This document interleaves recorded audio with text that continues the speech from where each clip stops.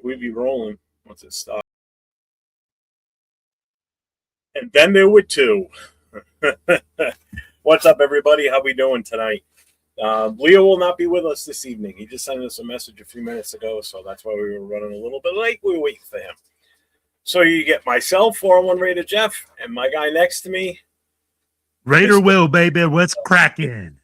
What's up, man? How you doing? What's good, Jeff? What's going on, man? Long time no talk. Right.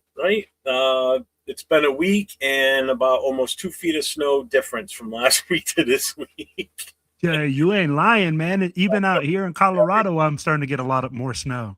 Yeah, we got buried this weekend. So it's nice when you don't have to go nowhere and you can just look out the window and go, let it fall.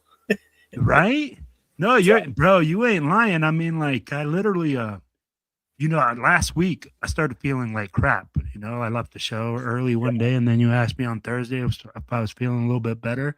And then on Friday, bro, I ended up feeling like crap again, right? Oh, came back? Yeah, I did. And I was just like, what the heck is going on? But, man, Friday was one of the coldest days that I have seen. And I'm glad it was cold, man, because I'm going to tell you like this. Hey, that game, that fourth quarter in Denver, holy smokes, bro. Was it like 6 minutes into the third quarter and it started snowing? Because they showed a time lapse after the game, like during the night game. I was watching. I was like, wow, that's pretty freaking cool, because earlier in the game, the sky was open. It was nice. Beautiful day. The temperature wasn't bad. And then, bam, second half started and it started getting cloudy, and then the snow came. And you just watched the field throughout the third and fourth quarter just go from green to just pure white. I was like, holy crap. You couldn't even see the lines. And this was the first time I saw them do this, where they did that computer-generated overlay over the field with the lines. So that's the first time I've seen that too. Never seen that before. I've seen obviously the yellow lines and the red lines that they do every now and then, but I've never seen it where they actually had the yardage down, because I couldn't tell. I was doing a live during the game, and I'm like, I can't even tell where the ball is right now. It's 1st and 10 from somewhere on the field. I can't even see where. You weren't the only one, brother. I'd be like, we were watching the game, and the announcers literally had a play where there was no down marker. It just said 1st and 10. Like middle of the field somewhere. But let me ask you this, Jeff. Yeah. Does this change your mind? Because this is where I keep going. Like, people say the Super Bowl needs to be played in beautiful weather, and it needs to be in like a nice place. These games like this with this weather makes these games so unique and so good. I'd be like, for me, the weather is part of the game. It's part of the essence. It's so involved. It is, and I get what you're saying. I think on the conference side, like when they're still playing in their own conference before the Super Bowl, that's why home field advantage is so important. Because if you're a warm weather team, the last thing you want to do is have to go to Denver or come to New England or Buffalo if you're Miami, say, or Dallas Cowboys going up north. So that's where that number one seed is so important. But I can understand why they do the Super Bowl in better weather, because you want an even playing field for these two teams. So no one's got an advantage one way or the other. Because even in Florida this time of year, normally it's fairly decent and everybody's kind of used to a warmer weather. It wouldn't be fair if, the game was in Green Bay and it's Miami versus the Chicago Bears in the Super Bowl.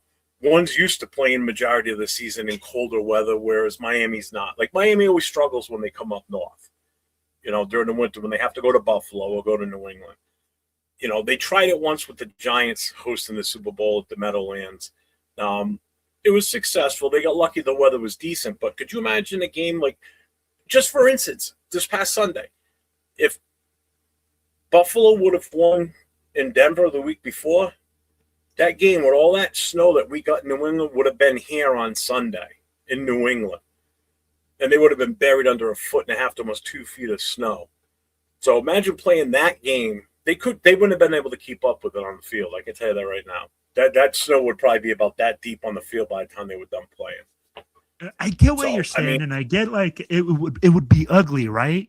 But yeah, it would be a knobberstock or what is it? A snobber knocker.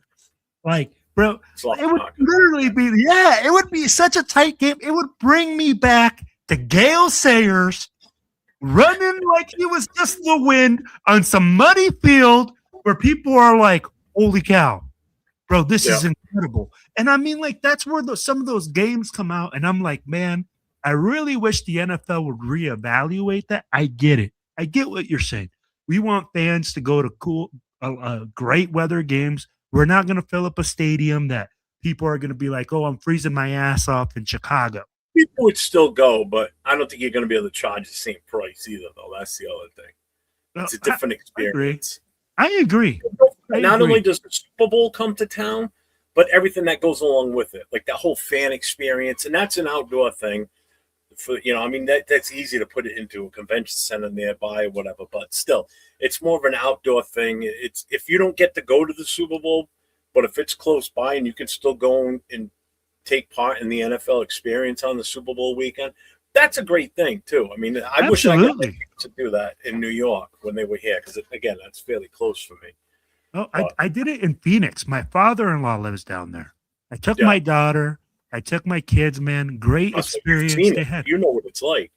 Oh yeah, man. It's great. And I think it's a great experience. I do think that even if you did it in a cold weather, you'd still have those abilities. Now, of course, we're talking snow and everything like that would be a little bit more difficult. But yeah, man, I mean, like, what a great game this weekend. I'd be like, I was not just like, after the Raiders are out, of course, I'm like, I continue to watch. I'm still a football fan. I don't really cheer for any team. I'm kind of like, F both these teams. They can go to hell. But at the same time, dude, great games this weekend, Jeff. I'd be like, Patriots Broncos games was tight. I'd be like, Stiddy. I'd be like, they rode with Stiddy, and they actually played a decent game. That game turned out to be exactly what I thought it was going to be, and it was a defensive battle. If you're a fan of a lot of scoring, then you were bored, guaranteed on that. But when you're just a fan of the sport and seeing how teams try to readjust to each other, that was a good game, even though it was a low-scoring game. The second game, that was just ridiculous. I mean, that was a great one. I mean, I was more wired into watching that game because of Kubiak and wanted to see what he was going to come up with and how he adjusted and how he handled that offense. And I thought they did a hell of a job with how they came out with that offense, especially with the fact that they didn't have Charbonnet. So you pretty much only had the one running back with Walker. Yeah, you had a couple others in there every now and then contributing, but when you've got that 1-2 punch of Walker and Charbonnet, that's a little bit different. But I thought they called a hell of a game. I mean, those two quarterbacks lit it up. I mean, 360 and the 370 yards for each. I mean, it was insane. Smith and Jigba was playing out of his mind. You're not lying. Oh my God. Bro, and you know what? You also said something, man.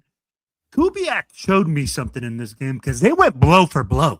This was a Titan matchup, bro. It was a battle of the Titans, and they're just out there throwing haymakers. And Kubiak, bro, there were some play calls where I was like, okay, this guy is creative. He knows how to take advantage of his players, and he puts Sam Darnold in such great position by running the football. I'd be like, look at their offensive line, Jeff, moving people. I'd be like, they were moving people, bro. And when you literally control the line of scrimmage, this is what happens. You win football games. They controlled the line of scrimmage on offense. Yep. And you know what? And for some reason, man, the stars are aligning. I'd be like, the sky is opening up for Mr. Kubiak to just walk down that aisle of the silver and black and be the next head coach of the Las Vegas Raiders. Things to be seen, but we'll definitely start talking that in a few minutes. But let's just hit the chat up real quick. Let's see who's checking in with us. We've got Raider News Central. We've got Robert Pena. We've got Alon.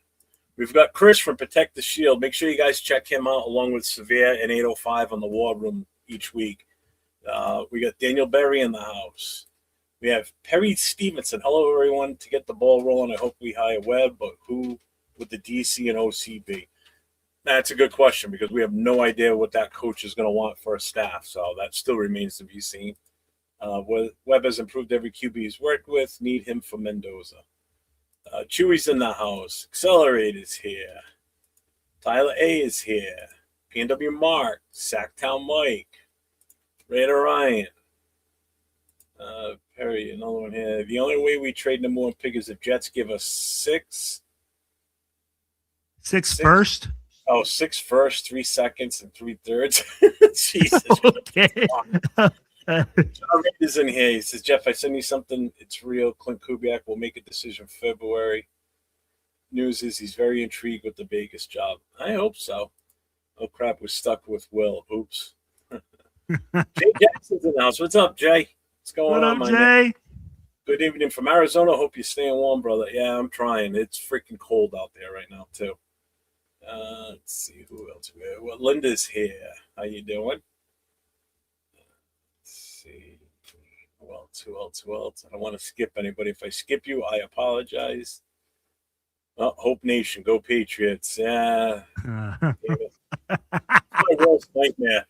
It is my absolute worst nightmare living in watching them be good again. It's you know what? Right after that game, Jeff, bro, I left with a smile on my face because I was like, I could already hear the "Go Broncos." Like I was hearing it at the bar, and I'm like, "Oh fuck, man!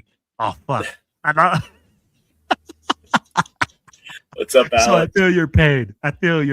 Bro. Tana Jackson in the house. What's up, Tana? Let's see.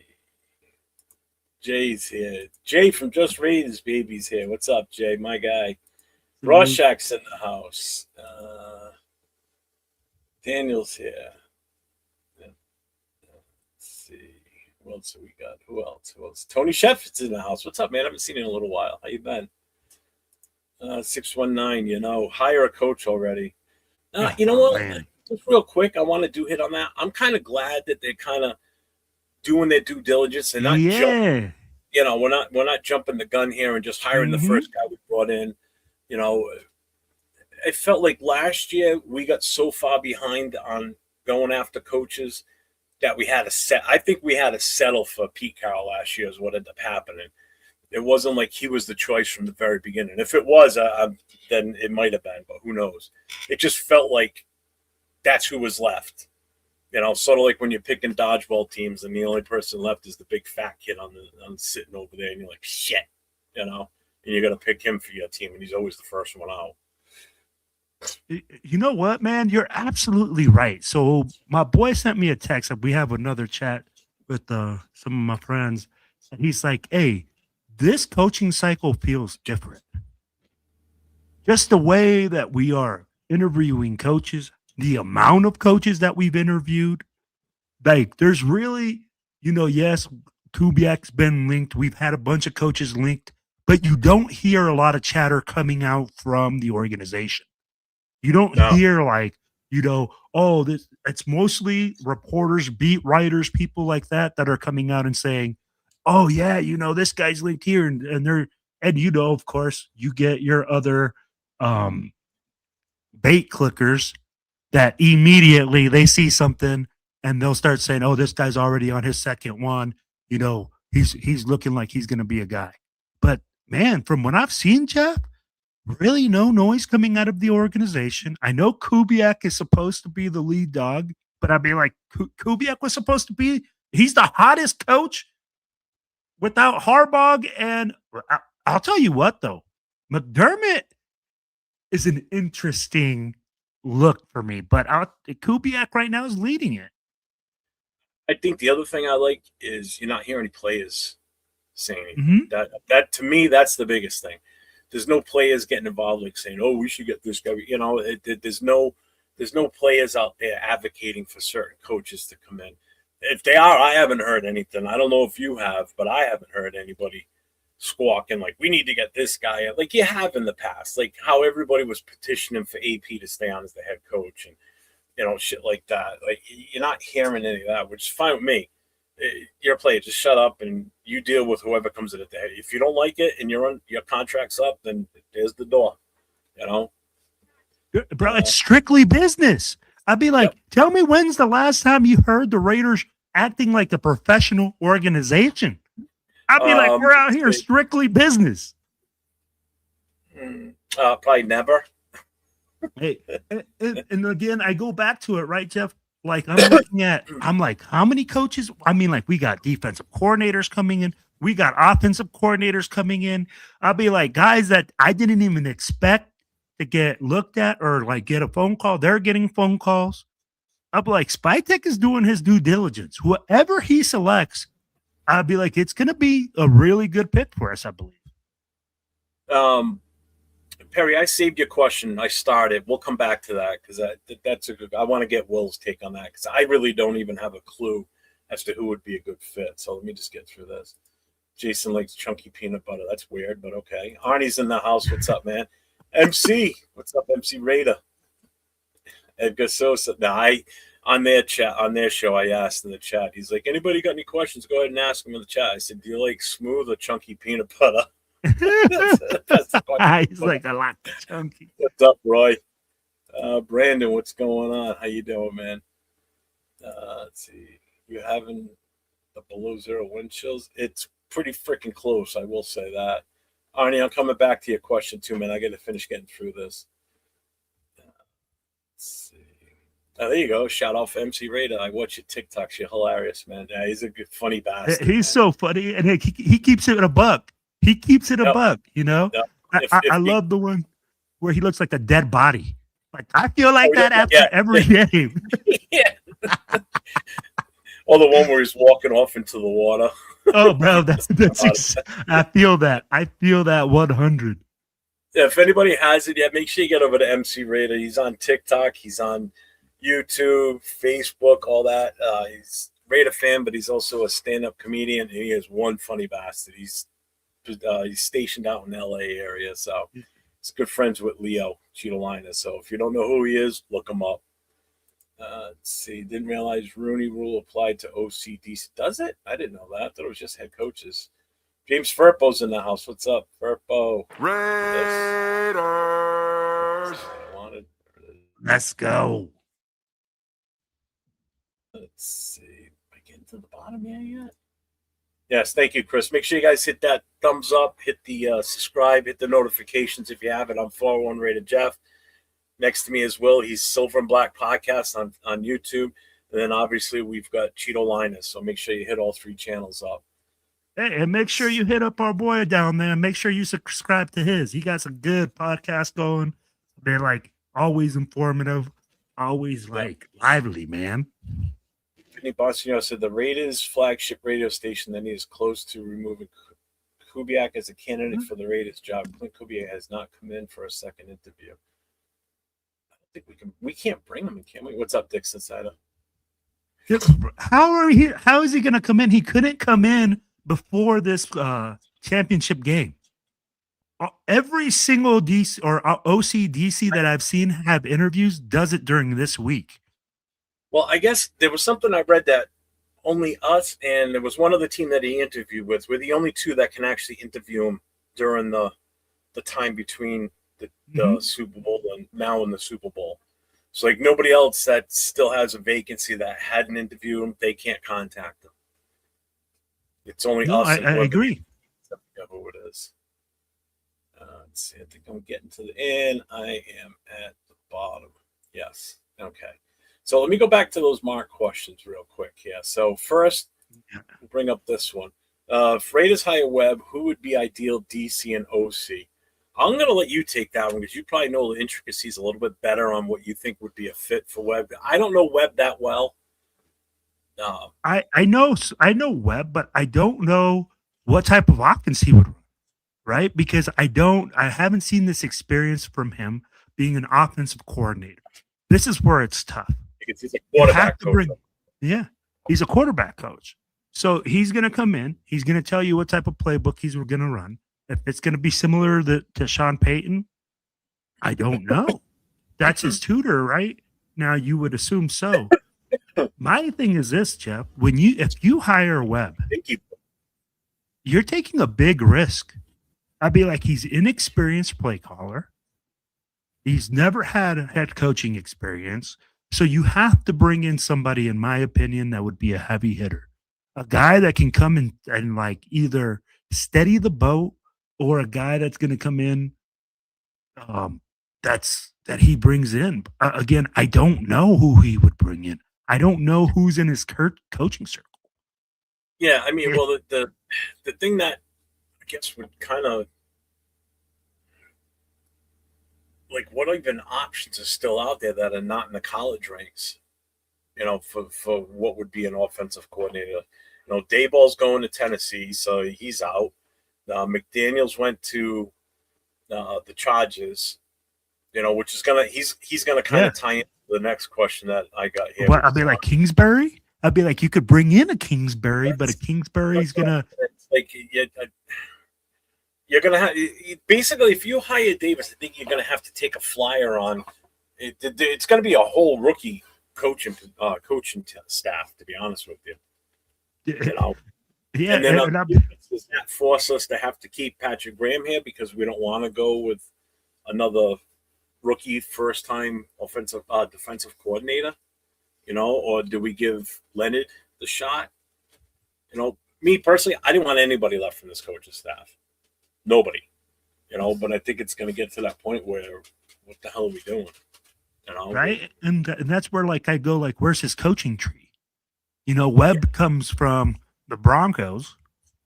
So right now, I don't know who he's coached with before Sean Payton. I mean, like, this guy's young. We're talking like this is his first year really being hot. I think the smart move for him is to do exactly what he's doing. You become the offensive coordinator. You know, you gain more experience and make your name go higher. Everybody, because if you go to Raiders.com and look at the coaching staff, everybody's still on the coaching staff. Nobody's gone. The only one that's missing is Pete Carroll. Mm-hmm. Everybody else is still there. Even Brennan Carroll's still there, which still blows my mind that he's even still listed on the coaching staff and hasn't been shit canned already. So I don't know what they're going to do with that. I mean, all those other moves on the other coaching staff, it's probably going to wait until the head coach is finally named. And then he'll come in and either clean house or keep certain ones and scoot the rest out the door, you know, because the GM and be involved in what he brings in for a staff. That should be his choice because these are the guys he has to work with on a day-to-day basis, you know. Let's see. I hope we don't waste our time waiting for Kubiak only to lose him to someone else. I get that. I mean, like, who are we going to lose him to? He hasn't interviewed with anyone else except for who was it? Who did he interview with, Jeff? Off the top of my head, I don't know. I'd have to look at the actual breakdown who he interviewed with. I know it's us. I think his short list, he only had like 3 teams on the list. Mm-hmm. All those other teams have hired a head coach. We're the only ones that haven't hired anybody yet. So we were still the only team left on his list of teams he would have wanted to go to. And my question is this. Why are we such in a hurry to get this the head coach in place right now? We still can't make any moves. If we get the head coach in place right now, you know, who are you going to hire?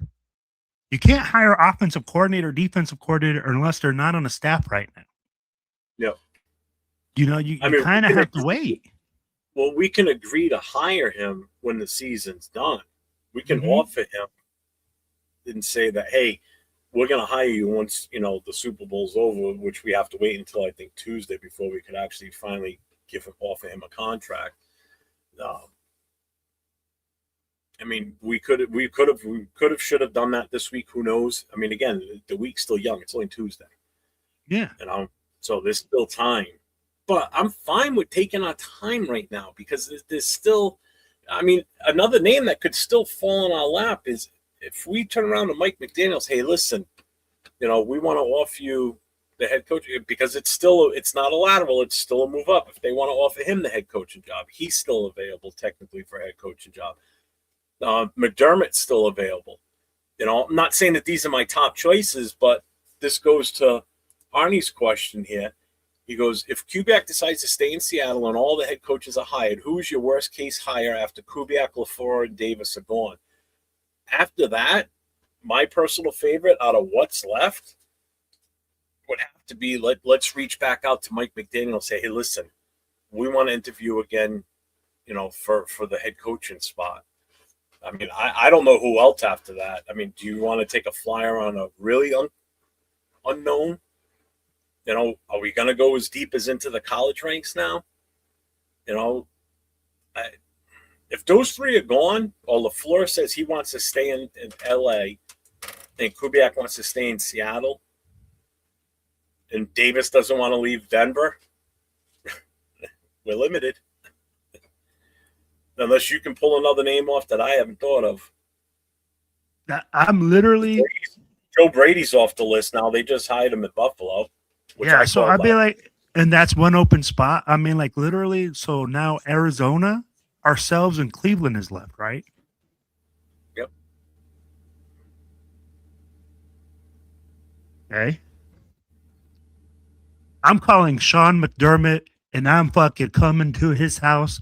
I am bringing the bag, because I'm telling you like this: Sean McDermott is a real deal coach. I mean, like, this guy has proven that he can change culture. Mm-hmm. Not saying that he's going to come in and win championships. I'm saying that he's going to come in and make us a contender. And for Raider Nation to say that word, contender, it's a lot right now. Okay? Yeah. We're the first round draft pick. What's up, brother? What's going on, Big Easy? Hey, did you see? Hey, guys, hit up my boy Big Easy. If you guys see his picture right there, he got some patch coming out with that logo right there. It's dope ass logo, man. But you have to call McDermott. You have to call McDermott. And you have to call. Even if he doesn't want to coach in 2026, you still got to call him and give him a shot at it. I would. If those other three don't pan out for whatever reason, I mean, you got to reach out to him. Say, look, I know you don't want to coach until next season, but here's the options. You know, the only downside is that makes us look desperate. You know, at this point. Yeah, those three are still available right now. So it's like, yeah, I don't want to sit here and be, the Debbie Downer. Yeah, I don't want to be that. I'm in a good mood this week. But let's be real, Jeff. Like, even if these coaches say, hey, like Mike Tomlin. No, not Mike Martz, bro. No, Kingsbury. Yeah. No, Kingsbury. It's not that he's a risk because of what he did last time. He's a risk because he doesn't have a proven track record of going somewhere and building something. Jeff, I mean, like, we keep talking Kingsbury. He's a great offensive innovator, a guy that can come in and but tell me like this, where do you see his proven track record of building something and making something happen in the NFL? He's a 2 for 2. You hire him as number 2 on the roster, like number 2 in command, but he's only good for 2 years and then he's gone. He's a 2 for 2. And that's where you look at that and you say, hey, what happened in Washington? He's gone because they said he's going to look for better opportunities. Look at how many people have come a-calling. That's what his market is. Mm-hmm. So why would you want him as a head coach? Roy, that's not a bad option either. Charlie Weiss with LSU. But again, is that where he went? No, he was with he was with Ole Miss. Yeah, because he moved with Lane Kiffin. But let me ask you this, Jeff. Okay? Yep. Now you bring in a guy from the college ranks that has what proven track record to change an organization, to bring in culture, to bring stability. I'd be like, Charlie Weiss Jr. is a hot name. I get it. His dad used to coach. But he's coached in college, and now we want to bring him to the NFL and say, hey, you're going to take charge of this team that just got the first round draft pick. I don't think you do that to Charlie Weiss. Charlie Weiss needs to get experience, man. He needs to be a coordinator for a while first, and he needs to grow in that. Yeah, I mean, I get that too, but at some point you got to give someone a chance.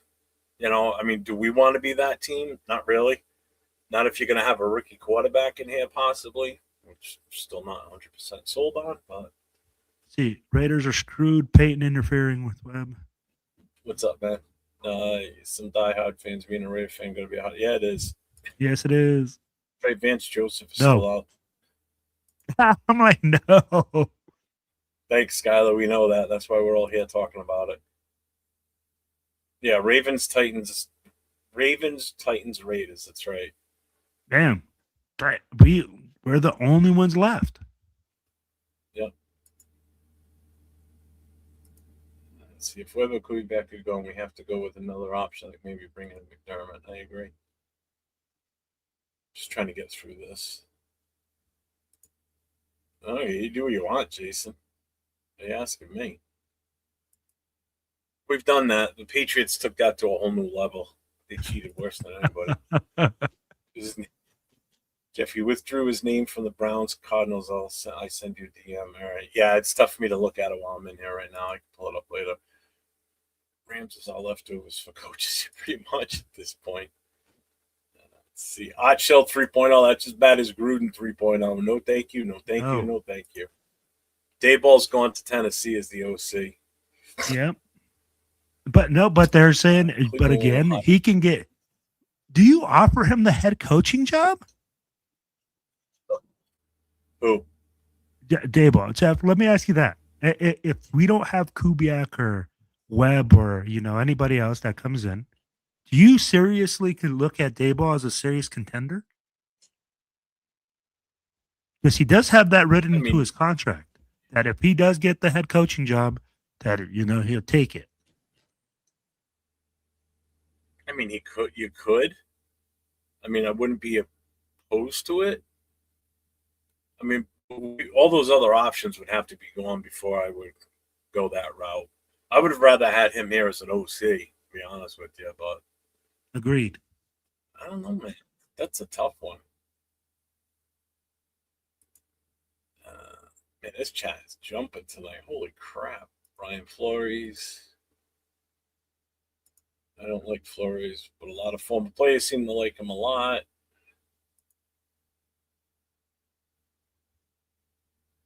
He's stop fighting all the time. Yeah, and that's the thing. Tomlin, we can't bring Tomlin in unless we trade. I'm sorry. Anybody that wants to trade for a coach, but trade away draft picks for a coach, but won't think about trading back from the number one for more, for more picks to get more players, but would be willing to give up anything to bring Tomlin in here, you're smoking something because you're freaking crazy.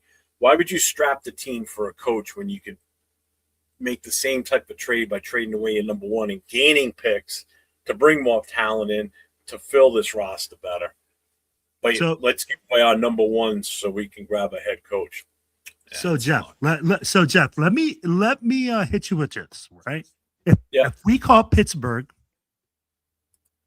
tells me, yo,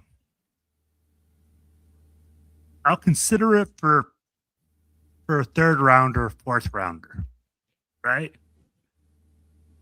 And we're thinking that we're going to make that move that you just said. Hey, you know what? And again, Raider Nation's going to implode right now. We're saying Mendoza isn't our guy, right? That's what they're saying. We're going to move back. Then do you really consider if you call Pittsburgh and Pittsburgh says, hey, maybe third, fourth rounder, depending on where the number's at. But that's what we're looking at for Tomlin. Does that make it so? And again, this is where we're saying, hey, we're trading back. We're going to acquire more draft picks with the first pick. We're not drafting number one. Do you consider it then? Do you see that as a possibility with Tomlin coming in? You're not trading away your first or second round. I still don't want to give up draft picks. We can't afford to give up draft picks. The only thing we can afford to do is gain more picks. Do something to gain more draft picks. We can't be giving away draft picks no matter where they are in this draft for a head coach. I'm sorry. I've never been in favor of trading a coach away for draft picks. Oh, I'm sorry, bringing in a coach, trading away draft picks to bring a coach in. You want to trade away one of our coaches like we did with Gruden and get draft picks? That's fine. I don't have a problem with that. I don't want to be giving away draft picks to bring a coach here. I don't agree with that. I don't. Any team that's willing to give up draft picks to bring a coach in, unless your team is set, like Tampa Bay was set. I mean, that wasn't even Gruden's team when that happened. That was Tony Dungy's team. They just traded draft picks for him, and he took them to a Super Bowl with a pre-existing team. He added very little to that. So that was Tony Dungy's team that he won that Super Bowl with. You know, if your team's set and all you need is that one coach that can just give it that something extra, you know, to push you over the edge, then yeah, okay, it might be worth the shot. You might win one Super Bowl with them, and then, you know, everything's going to fall apart after that, but oh well, you know. But I'm not giving up draft picks. I don't care what round they're in. Okay. No, I can't agree with that at all. This chat is ridiculous tonight, dude. All right, Jeff's trying to catch up. Yes, we've got, you know, had like 60 people rocking here for a while, and it's just been banging. Yeah. Well, Jeff, you know, let me ask you that. Jeff, let me ask you that. Do you think Mendoza's a franchise guy? No, not at the moment. Mm-mm. I just don't. I'm sorry. I know I get pushback from everybody when I say that, but it's funny because I see other people that do YouTube shows say the same thing. Nobody says boo. I say it. Everybody wants to go for my jugular. You know, it's like I just don't see the value in taking a quarterback at number one when we've got so many holes to fill. If we were ready, like if we were a team that, like, say Gino, say our team was doing good last year, but our quarterback just wasn't good enough, and we needed that quarterback, and this guy happens to fall into our lap at number one, but we've got all the other pieces of the puzzle. We don't know what we've got still. You can only guarantee pretty much, I can only right now guarantee one offensive player in a skill position that I know is good and is damn good, and that's Brock Bowers. We still don't know how good Genty is because of just how we ran last year. Okay. Yes, he's good, but he could be so much better if the right things were in place. All right. So Betch, the jury's still out. Didn't get enough time. Tucker, I'm still not sold on him. Michael Mayer, we still haven't seen the full potential of what he can do as a tight end. Thornton can't catch the ball. He's like another Darius Haywood-Bay out there for us.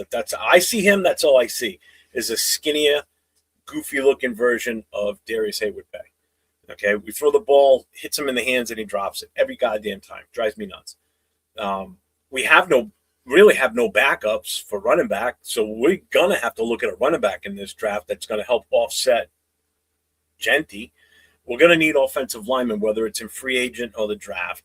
So, but if we didn't need all these other fixtures, and this quarterback fell to us, if we had the number one pick, then yeah, get him.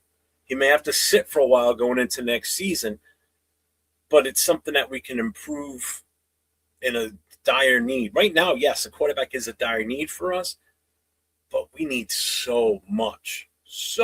And just like Vic just said, why the fuck would we trade out of the first round when and if we don't have the first round? You guys are saying to give up draft to get Mendoza makes no sense. Like, we don't have –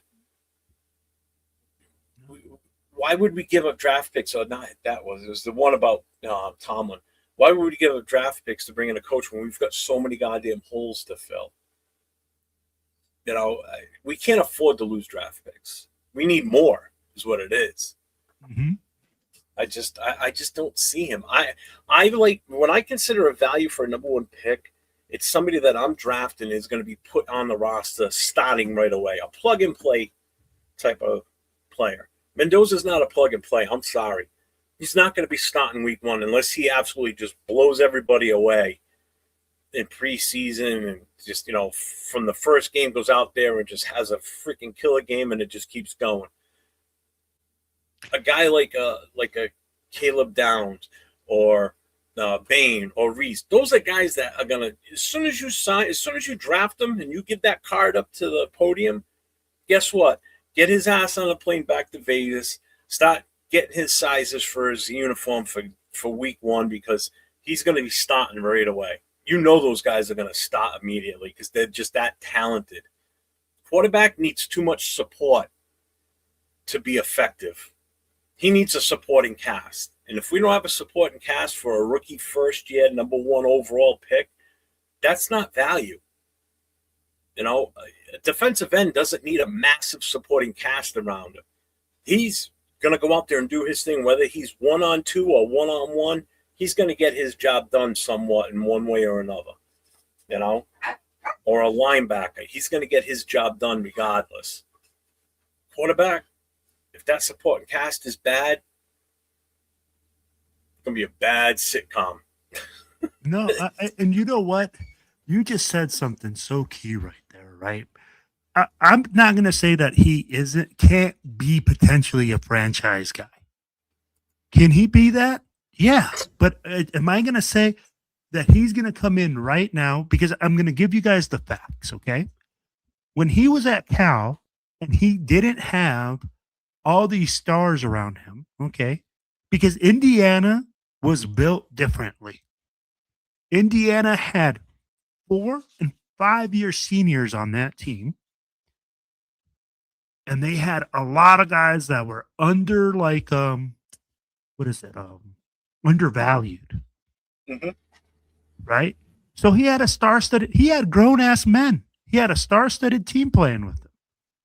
Now you're going to take him to the Raiders and put him with who to block for him? Who's going to catch the ball? Everybody says Brock Bowers. He can only catch so many passes. Doesn't have a number one receiver, doesn't have a number two. I'll be like, things like that come into mind. I'll be like, but can you draft them? And again, if you draft him, you're going to have to put him on the bench. It's just like you said, Jeff. To me, he's not an instant starter. He's not a guy that's going to come in here. He's the best player on the roster, unfortunately. But if you put him out there, Jeff, with this roster, with this offensive line,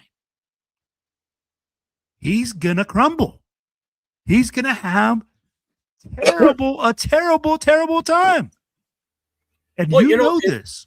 Yeah, and you see it in the chats all the time, too. Like, I'm seeing it right now. They're like, well, we'll just get the offensive line. There's no guarantee. That's what you have to understand, too. We're not a desirable location, okay? Right now, we have no head coach. We don't know what the rest of the coaching staff is going to be. We have no idea, even when the head coach comes in, until he picks an OC. We don't even know what type of offensive system we're going to run. You don't have any clue on any of that right now. So right now, priority one is the focus is on the head coach. The draft, the number one pick's not going anywhere until draft day, okay? So right now, it's the head coach. The head coach is the most important thing that we need to really talk about or throw ideas around, talk it up, whatever. Free agency is the next thing. But there's no guarantee you're going to be able to get these guys in free agency that everybody wants. We can reach out to these players and hopefully throw bags at them. Like everybody wanted Linderbaum. So did I. I wanted Linderbaum in the worst way. Throw a bag of money at him.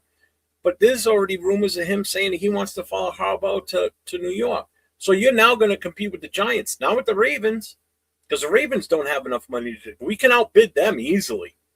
Okay? They may franchise him. Who knows? They may not. Well, actually, I don't think they can because they didn't pick up his 5th year.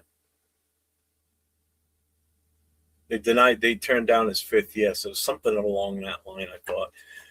So now you're going to compete with the Giants instead for that player. There's other offensive linemen out there that may want to go to a different location where they'll have a better chance to make, because everybody's goal is to win a Super Bowl. There's no two ways about it. So there's no guarantee we're going to get certain offensive linemen that we're looking for. We may end up have to just suck it up and deal with what we have on the roster now and add a guy or two in the draft. And even that, you still don't know fully what we're going to have. Now, yes, obviously the offensive line coaching during this past season hurt us more than anything, and that's been evident as to why, because of he wasn't doing his job. So the new coaching staff will have an effect on this offensive line for the good. Will they still be able to stop and hold back players? Who knows? And we don't have an easy schedule next year. That schedule is rough. I don't know if you looked at you just said it. And that's why I'm saying, Jeff, if we draft a quarterback and we put Fernando Mendoza behind this offensive line, right? And we have all these things happening, that's a recipe for disaster. And then you're going to have this young man come in there and have his freaking everything that he's built is going to get fractured. Everything that he's put on the line and everything, all his confidence is just going to be fractured. So I'll just put it like that. I'll be like, we have to look at more things, and people have to be open also to just seeing more things than just Fernando Mendoza. I get it. People are enamored saying, oh, the franchise QB. But at the same time, I'm like, what we're doing is drafting potential. Yep. We're looking at the potential of him being a franchise QB. How many QBs have been drafted in the first round that have not had success? There's more that don't have success than have success. And then is it because they go in there and they have these like the guys that have success, they have quality pieces around them. They have quality coaching. They have quality players there. They have people there that are able to take advantage of what they can do. Do we have all that in place yet? No. So we got to look at that. You have to give those guys all the ability in the world to be successful. In order for that to happen, there has to be more than just saying, hey, we're going to draft you at number 1. And because you're the number 1 draft pick, you're going to change this organization.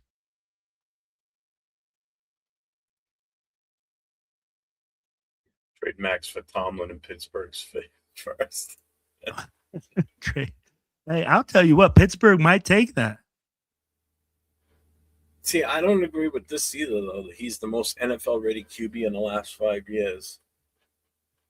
Jaden Daniels just came out. Did we not see what Jaden Daniels did last year? Are we not looking at what Drake May and Caleb Williams are doing this year? I'll be like, come on now, man. Come on. I mean, Drake May, obviously, he got even better once McDaniel got there. Much as I hate to say it, McDaniels. I fucking hate that fucker. That was the best thing that could have happened to that kid because he had a phenomenal year this year. And I hated every minute of it. Yeah, see, and I know someone else said, you want AOC to start. I never said AOC to start. There's so many, there's other things we can do. I mean, everybody's just like, as soon as we miss out on Mendoza, it's like, oh, there's no quarterbacks. Who says you can't take a quarterback later in this draft? There's no telling what can happen. Everybody's just, again, that all they see is Mendoza. I mean, how much of it is actually people watching him play and saying, yes, he's it, or just people following what everybody else is saying, Mendoza, because that's all you hear. I want to know how many people have done their research of more than 1 year of Fernando Mendoza. I'd be like, did you see the way that he played at Cal? Did you see what he did at Cal? Did you see how he moved in the pocket there? I'd be like, all these things. I didn't know anything about him until this season started. No, and then that's the thing. Everybody sees him at Indiana with this powerhouse team. You guys see my beautiful wife walking by. Hi. Oh, she can't hear me. Yeah, she can't hear you. But like I said, man, Fernando Mendoza, everybody's enamored what he did this season. I'd be like, we need to see a body of work. We need to see really what this guy can do. It's a big lot. So at the end of the day, until that all that happens, man, I mean, like, I don't want to hear about what he did this season. I don't want to hear about what he did this college playoff system. Because guess what? That's just part of the equation. You can't just outbalance that with the whole rest of his last 3 years of what he didn't do at Cal. Did he do this at Cal? Did he make them a championship team? Why did Signetti make him a champion? What was it that made him successful in Indiana? Can we reproduce that in Las Vegas? Those are all questions that come to mind when I think about Fernando Mendoza.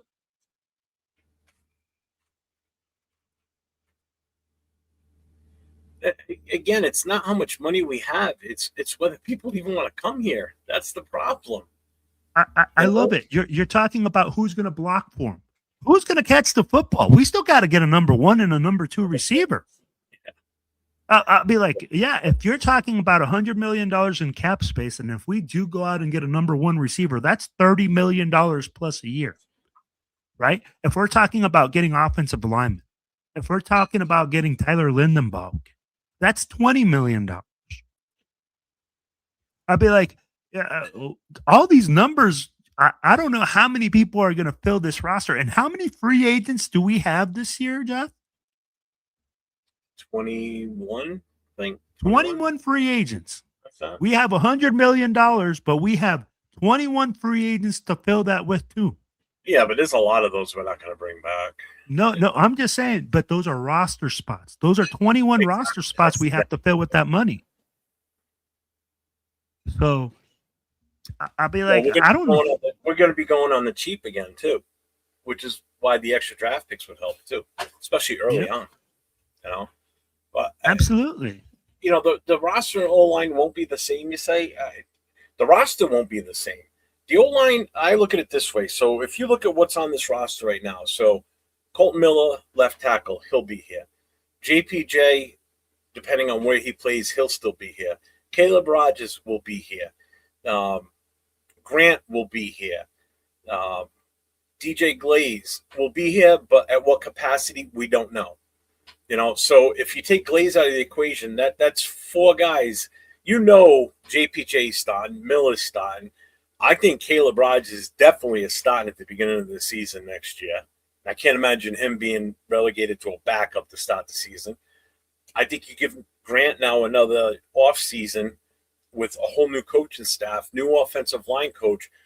I think there's your 4 new starters. Now all you need to do is either find a center or another guard, which means JPJ is either playing center or guard. Preferably, I'd rather have him at guard because I think he's better used at guard. And I would put him on the left side. Strengthen your left side. You put you got Miller at left tackle, JPJ at left guard. That you can lock that side down, and you just run Genty off of that constantly, and then occasionally off the weak side. Break it up. You know, Glaze regressed, but I blame that on the coaching.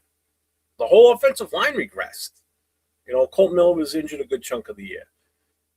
We still need depth at offensive line. We need depth. We're going to need at least 1 or 2 guys to come in and push these guys to take their starting jobs from them. You know, that's a definite. But again, it's who we're looking at. You know, I know Devin Neal from the Giants is one that I was intrigued with. You know, but what's going to happen there now? Now that Harbaugh's there, now they got a coach there that these guys are probably going to want to go and play for. You know, and they're a young team on talent-wise, like skill position and everything. They got a good defense, young defense, and as good as they were down the tail end of the season, Thibodeau still wasn't playing for them either. He was out injured. So you take that into equation, you throw him into that, and they have a high first-round draft pick, early first-round draft pick. Probably go defense again, or if not, they go wide receiver or something. You know, you got Malik Neighbors over there. You got second-year quarterback coming back with Dart. You got Scatterbo. You got Tracy. I mean, they're right. They're players would want to go and play for them. Why wouldn't they? They're going to do some damage in the NFC East because I think the Eagles are on their way down. The Cowboys are going to do cowboy things. Redskins, who knows what's going to happen with them now? You know, Kubiak's Kingsbury's gone now, so who's going to take over as OC there? Yeah. You know, Lots of questions, right? And right now, we are not in a good spot. And I'm going to tell you right now, Jeff, he's correct. Big Luck, you're right. The roster will be different. The O-line will be different. But then guess what? We're still going to have one problem. We still got to gel together. There still has to be continuity being built. There still has to, if you're bringing in new guys, right? You're bringing in new coaches. You're bringing in a new scheme. You're bringing in all these new things. There has to be time and continuity. And I'll be like, at the end of the day, I'll be like, there is not very much patience in Raider Nation for that to happen. No. So it'll be like, honestly, what can we expect, Jeff? Are you going to expect this team to come in and all of a sudden, hey, man, we signed 2 offensive linemen and everything gets fixed? And a head coach and, we all of a sudden, we draft a couple players and this defense all of a sudden becomes shutout defense. I mean, like we have linebackers all over the field. We have corners all over the field. We have an opposite side defensive end of Max Crosby because, we drafted him too. And a D tackle. I mean, like that's kind of a big wish list right here. In Chewy, I get what you're saying, but in all honesty, remove the first 2 words out of that, QB and the word and. Head coach is the main priority. Head coach, not QB right now. Head coach first, then your free agency, and then your QB. Especially if you're going to draft one. Head coach is number 1, man. Why? And the other thing too is I'm hearing, well, we're going to bring a guy in that's a coach that's good for Mendoza. You don't hire a coach based on a player, especially one that you don't even have yet. Well, that's the thing, right? They say, you got to hire a coach based on a player. Coach for Max Crosby. That makes no sense. You need a head coach that's good for the team and the progress that you want to do going forward and the culture and everything that you want to do, not for a specific player because he's good for the Mendoza. That blows my mind when I hear that. Well, I'm not saying he said that. I've heard that elsewhere too. We're going to bring in a coach that's good for Mendoza. No, you don't hire the coach based on who's going to be a potential quarterback. And here's the thing, right? Coach doesn't want Mendoza. And here's the thing. Everybody's like, well, we'll get Mendoza. What if he doesn't want him? What if he wants to offer a trade to bring someone else in? You have no idea. So now you're forcing the head coach and an offensive coordinator that's going to have to come up with a game plan that suits him best instead of what suits the team and the talent that you have. You got to remember the talent we have on this roster right now, and that's what people forget. We've got very little talent, if any, in skill positions on the offensive side. We need so much, it isn't even funny, but everybody's just so focused on that one player. And that's what drives me nuts. Can I ask you this, Jeff? Let me ask you this. Right now with this, hang on. We're at a crossroads with this organization. We've got 2 things, and I said this last week. There are a few things that have never happened to this organization before.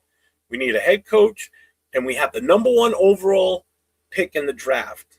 Okay, and we've got $100 million in salary cap. We've never had all those combinations at the same exact time. This is a potential to set us up going forward for the future and set this team up right if it's done right. Meaning we bring in the coach that we know is going to help propel this team if we give him the right pieces to the puzzle. And with that, I mean, don't just rely on picking that one player just because he's the best quarterback in this draft. Talent-wise, I don't even think he's the number 1 overall, period, in this draft. There's at least 3 players I can name right now that I think are definitely bona fide number 1 picks and not him. But he's number 1 for us because we need a quarterback. Let me ask you this, Jeff. And this is where my question comes. Because we're talking like people are saying he's a franchise QB. Yeah. If he came out the same draft that Jaden Daniels, Drake May, and who was the number 1 pick that year? What Jaden Daniels was? No, he was the number 2 pick by the Commanders. Oh, it was Caleb Williams. And Caleb Williams came out. Would he be the number 1 draft pick? It was those two. They were the first two. No, but I'd be like, would Fernando Mendoza, Oh, if hell he no. came out that same year, and we're talking franchise guys. You're also talking a couple of years ago and everything. I don't necessarily agree when people start going back saying, well, would you be the number 1 in this draft or that draft? I mean, hadn't even had a full year of starting college, to be honest. You know what I mean? No, but even with this season that he had this year, the reason I say that is because right now, honestly, I feel like we're really enamored with this guy because this draft is such a quarterback depleted draft. And it's a quarterback driven league. Mm-hmm. You know? Yeah. I know I'm missing a bunch of chats, but I'm like almost 15 minutes behind on the chat. So I skip a lot of people. I am so sorry, guys. If I missed your chats, your messages, folks, I apologize. I try my best to get to everybody, but when I got to stop and talk, and it's just usually if the third guy's here, we get another guy in here talking, so it kind of gives me a chance to zip through the chat a little bit faster. Why are you scared draft Fernando in number 1? No, nobody's saying that we're scared to draft Fernando number 1. Yeah, but see, this is the other thing though. If it doesn't work out, then now we're gonna have people saying, "See, we shouldn't have done that," and I'm gonna be one of them. I'm like, this is why I didn't want to take a quarterback with number 1. It's not that I'm scared. I'm not scared. I just know in my mind and my thought process when I look at this team and how bad we've been, one guy is not going to fix the problem. I'm sorry. And if I'm wrong, I'll be the first to admit it. All right, everybody else in the world was right, and I'm the lone one that was wrong. I will eat crow, and I will stick up for what I say till the day I die. That's why I didn't want to do it. And I will admit it. If I'm wrong, I'm wrong. But right now, that's just my personal feeling. I just don't think that's the right move. You know? And for me, I'm going to tell you like this. I'm not scared of drafting Fernando Mendoza. What I'm saying is that if we draft Fernando Mendoza, we have to have the right situation for him to have success. I'd be like, it's not like we're sitting here saying, oh, we don't want Fernando Mendoza. If Fernando Mendoza can come in here and make a great change and start getting W's, we're more than happy to have him on this team. But the problem is we look at it and we say that he's just part of the solution. He isn't the solution. He's a part of it. Can we agree with that, Jeff? Yeah. Will question. If we don't draft Mendoza, who do we get at the QB? Certainly not it. Again, so if we don't draft Mendoza, it doesn't mean that in later rounds you can't draft a Trinidad Chambliss. You can't draft another guy that the coach that the coach likes. What we're saying is, again, hey, it all depends on what he has around him to be successful. We want Mendoza to come in here and be successful. We see that this team needs more pieces around him in order for that to happen. And if he comes in here and starts as the number 1 draft pick, we see him having no success because the team isn't ready for him. It's just that plain and simple. In some positions, we don't have a number 2. You could argue that we are better off at compared to other positions. We don't have a number 1 at certain positions, Jeff. But he's still not wrong. He's not wrong. Yeah, we don't have a number 1. Hey, Coach, you're right. Yeah, we don't have a number 1 and number 2. We have no depth. We had no depth during the season because our depth was on the field already, whether it be for injury or the jumbling around bullshit we were doing with the offensive line and everything else, and flip-flopping wide receivers in and out. This guy scratched this week. Oh, this guy's going to start at left guard this week, and next thing you know, day before the game, boom, he scratched. Everybody got excited. Caleb Rogers was going to start one week, and then comes the weekend, it's like, no, healthy scratch. I'm like, what the fuck? What?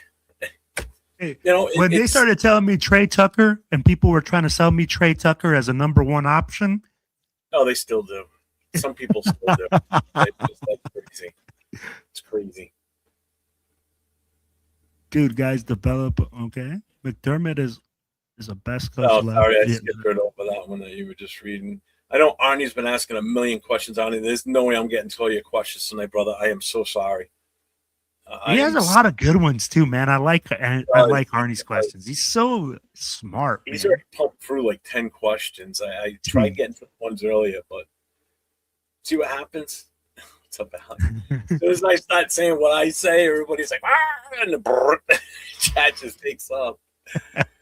We haven't even talked about anything that's going on this weekend. So, Will, I'm going to let you have this opportunity. So maybe the chat will calm down for a little bit so I can get through it. There's something big going on this weekend, if I'm not mistaken. Yeah, man. All right, guys. Hey, so give me 1 second here. I'm going to pull up all the information here. Tom Flores is having a thing at Tom's watch parties all over the place. I'll be like, you're going to have these all over the country, guys. If you guys have a Tom's, make sure that you get in contact. I know that there are some Black Hole chapters as well doing it at their local locations. Guys, this is a great opportunity to meet Tom Flores. He's having a really tough time right now, if you guys don't know. And if you guys don't know who Tom Flores is, he is the first Latino quarterback for the Raiders. He's also the first Latino coach and a Super Bowl winning coach for the Raiders. And if you guys happen to go to all these events, hey, I know that Mike Haynes will be in Denver. We got here in Sacramento, we're going to have Markham Barnwell, Mario Celote, Mervin Fernandez. You'll see super fans at all these events. They're going to have them in Las Vegas. They're going to have them everywhere. So, guys, make sure that you guys take the opportunity to go to Tom's or hook up with your local booster club that's having this watch party, because it's going to be one that you don't want to miss, man. It's going to be a legendary watch party. And it's free. Free, Jeff. I'll be like, how many times do you hear that word, especially nowadays? Oh, that event already went down. Yep. So, hey, stream is going to start at 1 p.m. Doors open at 11.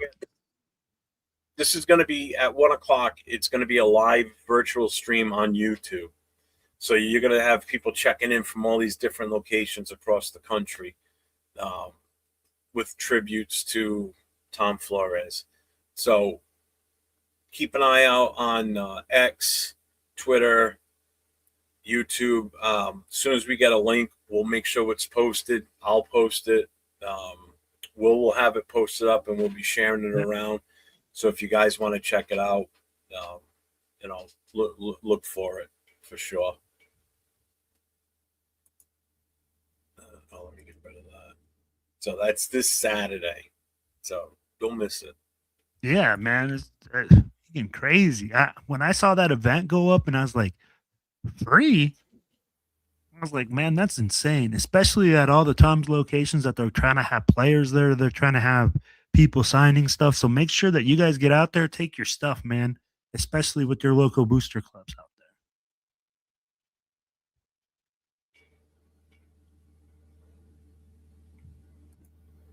there. He's having the number one pick in the draft. I think you should also need a new coach. Yeah.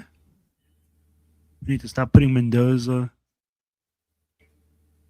Yeah, because he's talking about what you said earlier. If he was in the draft with them, and I agree with that. Sometimes that's tough to compare. I mean, again, that was 2 years ago. No. But and that's why we said, I'm like, it's a quarterback depleted draft. If you want to compare him against guys that would have come out this year but elected to go back, you know what I mean? Then that could be a little bit different. The guys that are going to play another year of college but didn't come out in this draft, because that's level playing field at that point, because they both played in the same, the same time frame basically. Like what's his name? Moore from Oregon. He's going back. If he came out, where would that put him in the ranking? I get what you're saying. I guess the way I was saying is this, Jeff. Mendoza, But the way I say it like this, I'm like, do you look at it? Because if you look at him as a franchise guy, in any draft, he should be considered something solid, right? I mean, like a first rounder at least. That'd be the best player on the team if we're using a number 1 pick on him. Yep.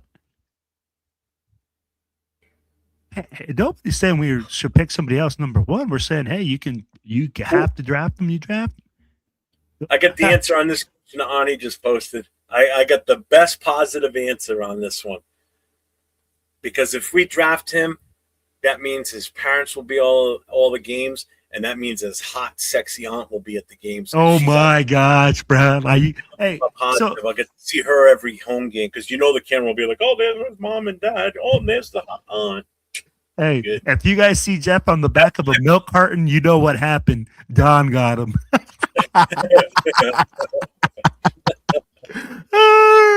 Hey, but I'm gonna say this, Arnie. The thing is, with me, I will say this. If it doesn't might not be a first round. Hey, in 1983, you might be right. But I'm going to say like this. I have questions on Mendoza just because of the system that he was in. It was a one-read system. I really never saw him make more than one read. And in that game versus Miami, I saw college corners baiting this guy into that throw where he made those reads and he made some throws that he probably shouldn't have made. Did he win the game? Yes. But did he make some throws that were questionable? Absolutely. So my question comes to, how well does he read the field? And that's where I question that. I can say, hey, I haven't seen this guy go through his second, third, fourth progression. That's why I don't see the whole he's pro-ready thing that everybody keeps saying. I don't know. Our RPO is it's sometimes up to 2 reads, Jeff. You read the defensive end. Because he's walking this way. Yeah. If you're wrong. I don't know. It's my opinion. That's just the way I feel. Some people don't like it. It's like the political stance nowadays. It's like I have my opinion, you have yours type of thing. And if you don't agree with me, then just agree to disagree and move on. But some people, man, they take it to an extreme. It's like, oh, okay. Well, and I think again, is it because we're starving? 1 overall pick. I'm sorry if that's the way I look at it. So, Jeff, let me ask you this. Is it because we're starving per quarterback? Gino, that's the other thing. People keep putting words in my mouth. I've never mentioned Gino's name in all of this. I don't want him here anymore. And I never said to let AOC stop. That's up to the GM to figure out what he's going to do. And the coach, if that's not the move we make with Mendoza, then it's up to them. And we got to deal with it. It's funny because I look at this. I have to deal with the fact that if we draft Mendoza number 1, I got to sit here and take it. I'm not. What am I going to do? Not be a fan? I didn't like the move last year with Genti, and it wasn't because of Genti and his talent. It's because the offensive line was going to be shit. And I called it early on, and I was right all throughout the entire season that the offensive line was the problem. Little did I know it was the coach, not so much the players. But so I'll say this. Nobody said that we should keep Gino. Nobody. Why is it that we only got to draft Mendoza? It's like literally everybody just says, oh, it has to be Mendoza. Okay, tell me another player that we're going to draft in this draft to address another issue. Because, I mean, like, if you're really telling me that Fernando Mendoza is the only solution at quarterback for this team, I'm like, that's a 1 in a million shot, Jeff. We could slice this thing several different ways. It depends on what the coordinator's looking for. I'd be like, if Kubiak doesn't like him, then we go with somebody else. But it's all whoever the coach and the GM want. And if it's not Mendoza, we got to be with that. And I got to disagree with Rick. It's that defense. It's that defense. Have people not watch that? Have people not watch this is the thing. Okay. I have to watch these games, right? Because I live in Colorado. So I'm always watching football, and you got to watch for freaking donkeys because it's right around the Raider game usually. Bro, this defense is for real. Bo Nix was an added bonus for the Broncos. He's the guy that brought them over. If we had a defense like that, then drafting Fernando Mendoza makes absolute sense because we had the number one defense in the league. That's what Denver is. Then you can say, yeah, you have a strong team, but tell me, Jeff, did we have the number one defense in the league? No. Were we even top 28 or 25? No. Oh, we finished, but I doubt it. And so then, I mean, like, come on, man. I mean, like, that's what makes the difference there. You see, nobody's saying that Mendoza's a Superman or anything like that. That's the thing. They are basically saying, like, he's the hero. Exactly. I agree with you, Jeff. We're making Mendoza as like the savior of the Raiders. Chat tonight that he's the guy. He's going to come in and cook. He's going to be the chef. He's going to light shit up. And don't say no, because I'll scroll back through and find them all, because it's been said multiple times tonight that he's the man. He's the man. He's going to do this. He's going to do that. He's going to light the world on fire. He's going to save the world. Did you see him pick up that school bus and move it off those kids? That's basically what they're saying. So, and I mean, like, if he is, yeah, they are saying that basically. He's the savior. Like, the guy is here. That's what I'm saying. I'm like, we can't make this guy out to be that. Which QB in this draft is better than Mendoza? Arnie, there is no other QB better than Mendoza. But what we're saying is that the reason is because this is a quarterback depleted draft. I mean, like, if you're looking at other things, I'm right. Trinidad Chamberlain ain't no scrub either. That's we just have like over him. I would take Chambliss over him. Not at number one. Before anybody crucifies me, not at number one. That would be if we trade back from number one. Say we trade with the Jets, we move back and we get their 2 first-rounders this year, a first-rounder next year. I would take a fly on Chambliss in like the second. You know, if he's still second, third round. Yeah, I would take a shot at him because you know what? You could have something there. I think he's more talented than Mendoza. I'm sorry. I just do. I think that kid's a hidden gem. I think so too. We got free agency and 9 other picks. I'm sure we can add talent to the team. I'm sure we can, but you better hit on those draft picks. We can't do what we did last year where we drafted and then we got guys that just couldn't amount to shit. The only one, all right, Genty, yes, worked out, obviously, because he's just a talented kid. Porter, I think, is going to be fine. I'm not worried about him. Betch didn't get enough play time. Not really all on him. But when he was out there, he caught pretty much anything that came anywhere within his arm's reach. The kid was good. Do I think he's number one material? No. Thornton, I don't think he had enough experience coming out of college, to be honest with you. He had 25 catches his senior year in college. You know, he had just about the same amount of catches this year in the pros. You know, we need more earlier round picks is what we need to do. You know, we need more guys that we know, like your first, second, third rounders, and sometimes your fourths, especially early fourth rounders, should all be starters or at least making the roster and be contributing in some factor. You know, not riding the bench most of the season like you had with Porter. He didn't really get a lot of chances early in the season until later on. Rodgers and Grant, you know, I thought for sure Caleb Rodgers was going to be starting by the bye week. Man, I was way off on that one, you know. Agree. You know what? This comment right here makes the most complete sense. We cannot start him right away. I would love for him to hold the clipboard. This right here, I can agree with. If you draft Fernando Mendoza, number one, you don't put him in there. You don't put him to the fire. You say, hey, man, you know what? We're going to let you sit on the bench. We're going to have another guy come in here, get beat up, and show you the ropes. Jeff, I think that's a great move if we are looking at drafting Fernando Mendoza and a lot of the issues are not addressed. I mean, like, No, and we I talked agree about. with Coach. We should be a heavy running game first. We have to. Yeah. We have to. It's the only way you're going to keep pressure off of him. If he's the guy, it's the only way you're going to keep pressure off of him. Because That's why I like Kubiak. There and keep flinging the ball, defenses are just.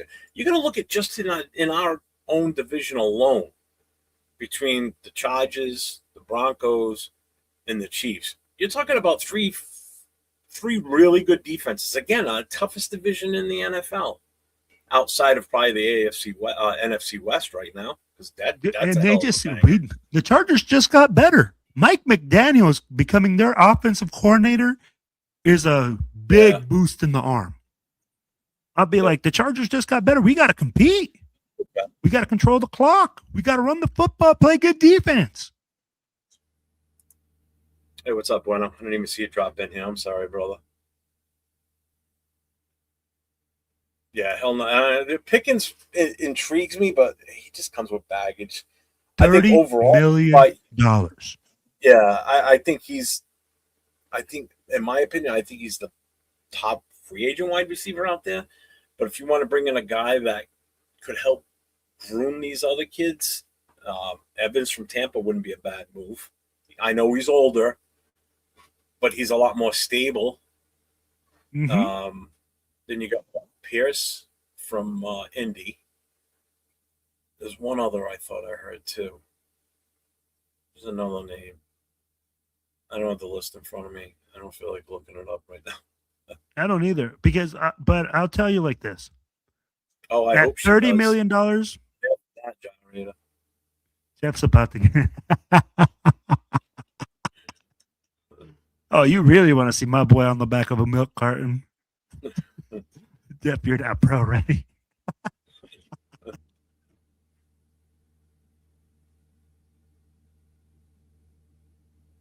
Oh man. But let me ask you this, Jeff. Why is it that right now you feel like that this coaching search has been different? What in your opinion has been so much different for you from your point of view? For what? I'm sorry, I missed. Or this coaching search? You talked to me earlier about this coaching search and how it's different. What have you noticed in this coaching search that you've seen that's different, that really stands out to you? Compared to past years that we've been looking for a coach, we've got a lot of experience with that, but just not good decisions. No, it seems like they're not jumping the gun, like I said earlier. They're taking their time. They're doing. They're bringing. How often have you seen in the past where we've brought guys back for second interviews? I don't remember that. Multiple phone calls. They go down to Miami for the national championship game. They meet with Mike McDaniel down there. They're doing their due diligence. They're not just like, oh, we want this guy and this guy only. They're looking around with what fits best with their vision going forward with this organization. Not necessarily a guy that they can bring in that they know can coach a certain player or run a certain scheme. No, it's what's best for the organization going forward. What's going to put us in the right direction? What type of coach is going to come here that's going to be able to draw players, which we thought was going to happen with Pete Carroll because of the respect he had in the NFL, that players would want to come here. Yeah, players came here, but they were all, basically geriatric for the most part, or they just sucked, like Kappa, Forsythe.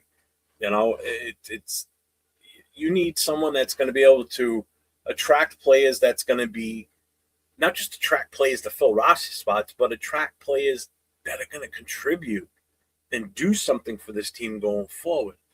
And that's one thing that I felt that we didn't do last year.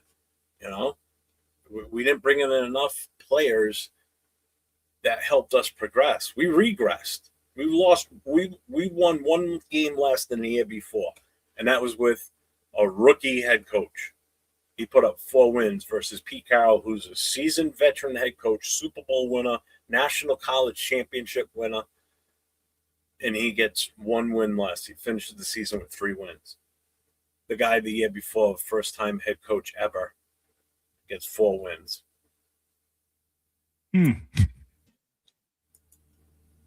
No, I get what you're saying.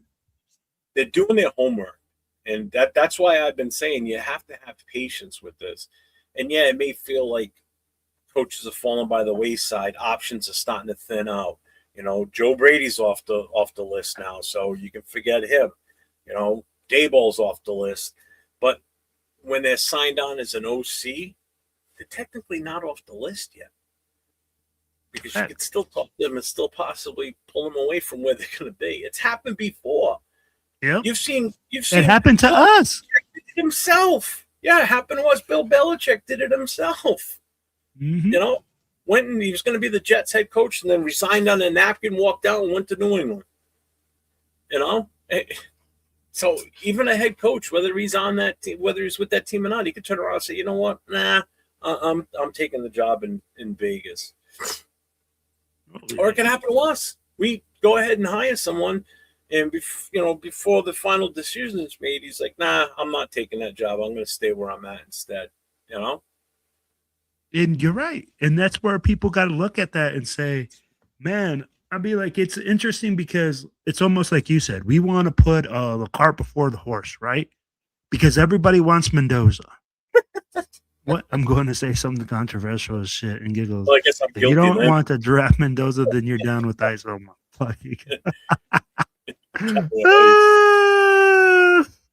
Hey. It's the Seahawks. I live in New England. Patriots. Seahawks. What? Why? In this draft, there's no number one QB that you draft that you say there's a franchise guy. He will put this winning play 90%. What? Who? He's got to be talking about Fernando. No, let's be. Hey, Jeff. How many times did you see Fernando Mendoza audible? How many times did you see him audible? I don't know. He doesn't audible very much. They run RPO. Here we go. It's a read-based system. Everybody's going to start saying it now because I said that earlier. The superhero thing. Yeah. Hey, so it got denied. Now Chambers needs a 6 year to prove himself. Hey, how many years was it Fernando Mendoza in college? I think it shows 4. Because isn't he in the same boat as Chambers, where he's been? I think he was like a super senior. He wasn't part of the 2020 COVID season, so he doesn't get any extra time. Huh? Because I know that if you redshirt, you get that 5th year senior option.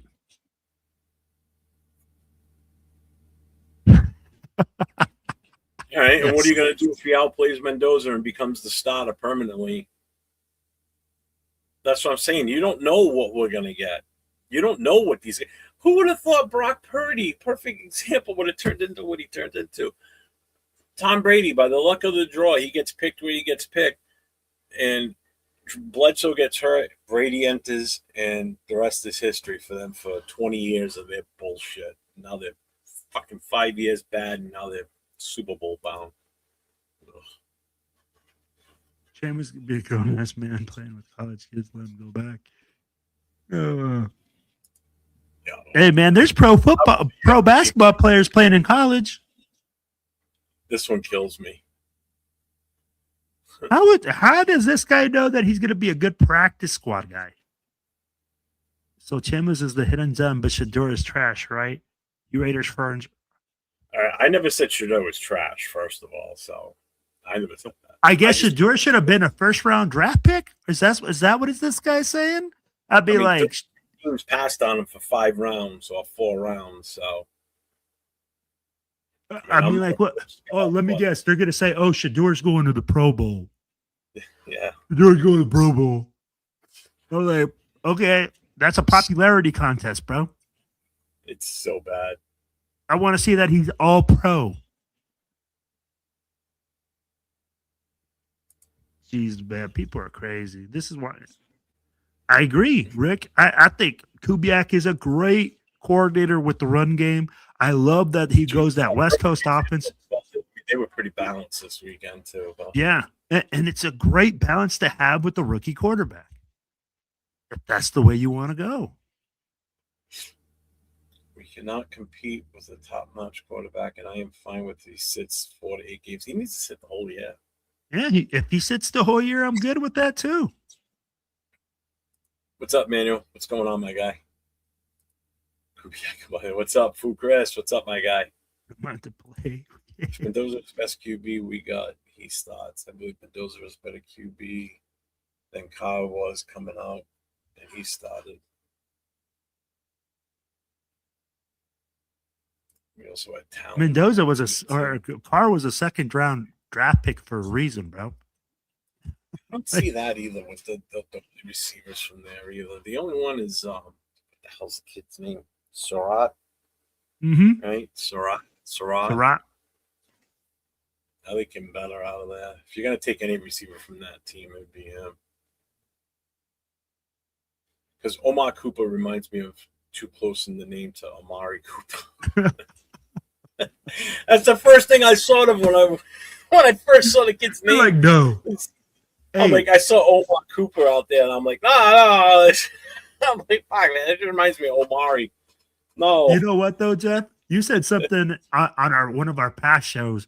Hey, Amari was smart, man. He saw the writing on the wall. He lasted there a week, and he said, "Nah, I'd rather retire." Yeah, 2 days before, just before the team got on the plane to fly to New England. Yeah. Like, I'm out, guys. Have a safe trip. See ya. I'm going home. Doing this. Yeah, I'm out. This is gonna be a shit show. He was the smartest player on that team with the shortest tenure. Yeah. He walked in the door like a revolving door. Walked in, saw the shit show. Nah. Bye. Having to walk right back out. I feel like Spytech and Brady have to talk to Kubiak's agent and let him know. I mean, we can come to supposedly we can come to an agreement that we're going to hire him. We're like one of the only teams that can now. Yep. So what's the deal with us having a hidden coach interview? I don't know. Yeah. Right. Yeah. Hey, you ain't lying. We tried to bring Cooper. He said deuces. Yep.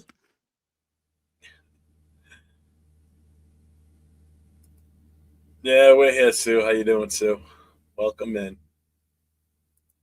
Conti's a bust. Those is 22. Yeah, see, so he's only 4 years, 3 years. Okay. Did you see that there was a bullshit thing put out just the other day about the whole Mark Cuban offering him like $36 million to stay in Indiana for 1 more year? Like, if that was only true. If that was true, do you really think Fernando Mendoza would have came out? No. I just saw that. I'm like, yeah, that's bullshit. Bro, I would have literally been like, okay, man, he's going to make more money on his $36 million in 1 year than he does almost his whole rookie year contract. Still is going to make people regret not taking him. Oh my gosh. I don't think he's that good. You Render fans trash the hell out of your door. Now you're complaining about Mendoza. Quit crying and get your damn quarterback. Raider fans trash the hell out of your door. I'm not complaining about Mendoza. I'm just. And what door are we trashing? All right. I guess I need to set the record straight again because I've said this I don't know how many damn times. It's not that I have a problem with Mendoza. I just don't agree with him as the number 1 overall pick. I just don't.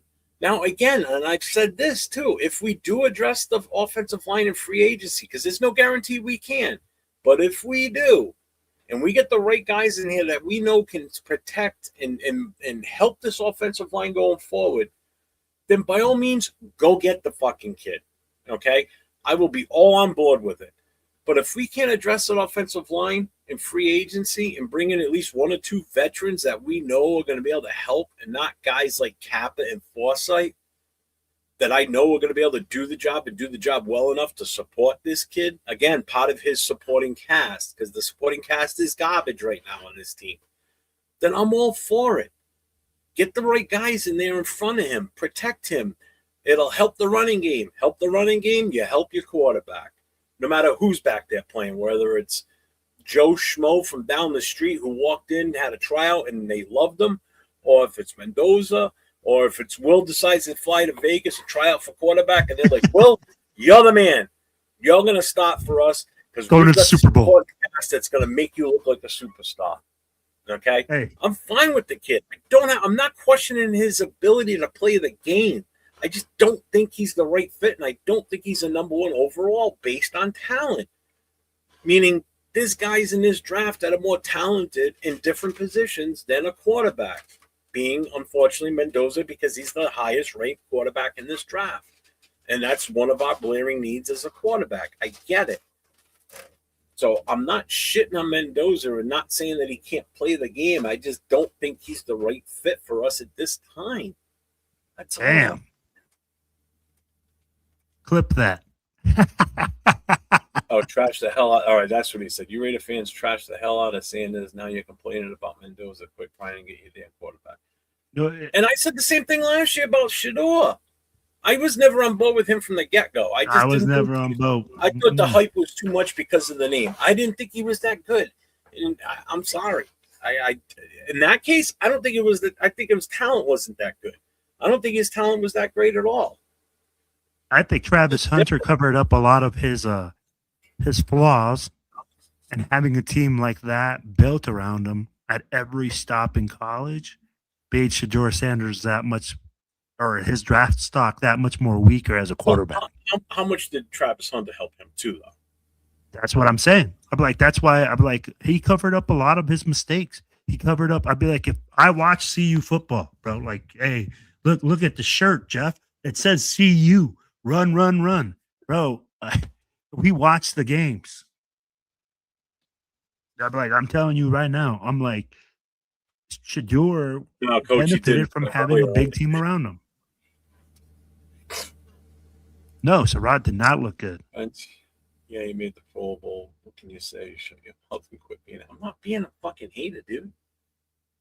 I said it. He made the Pro Bowl. He made the Pro Bowl. Hey, the Pro Bowl is a popularity contest. Stop acting like the Pro Bowl is like the All-Pro team. The Super Bowl.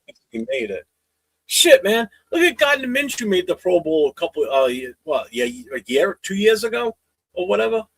But he made it as an alternate, and he was like the sixth option as an alternate. So, yeah, and he'll forever be known as a Pro Bowler in that year because, you know, two other guys were playing one was playing in the Super Bowl. This guy was hurt during the season. So by default, he makes the Pro Bowl. You know, it's a watered down version. Thank God they still don't play the actual football game because talk about watered down version. I mean, you go to the Pro Bowl to watch these guys play. You're expecting all the real superstars. And then you go, oh, Gardner Minshew starting for the AFC. What? You know? Bro, it's like the NBA All-Star team now. It's all just a freaking popularity contest. I'm like, it's not. Hey, yeah, it is. When he's being picked by his peers. That's why the All-Pro teams more. Yep, because you're picked by your peers. Yep. Let's see. Jarrett Stidham, Aiden O'Connell, Jimmy Garoppolo, Brian Hoyer, Gardner Minshew, Aiden O'Connell, Desmond Ritter. You listed O'Connell twice, but that's okay. Geno Smith, Kenny Pickett, and you guys wanted a defensive end or left tackle. Okay.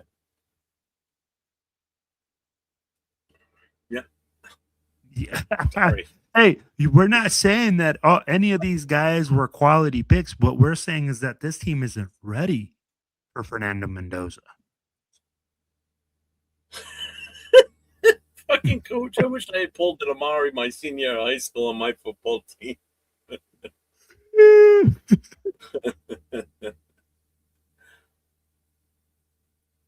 NFC South shall rise again.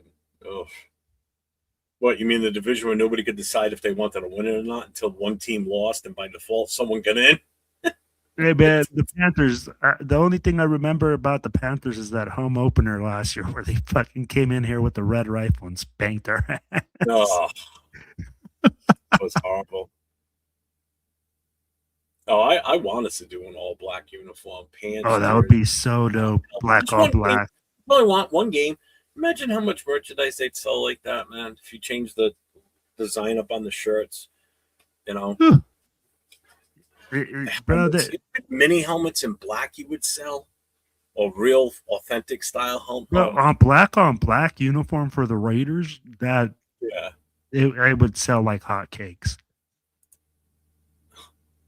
Laker Nation. what makes football his number one priority over everything else? Social media star rap here. Then I'll believe he's gonna make us regret not taking him. Until that happens, he'll be trash. Thank you, Coach. Oh, thank you, Coach. I agree with that.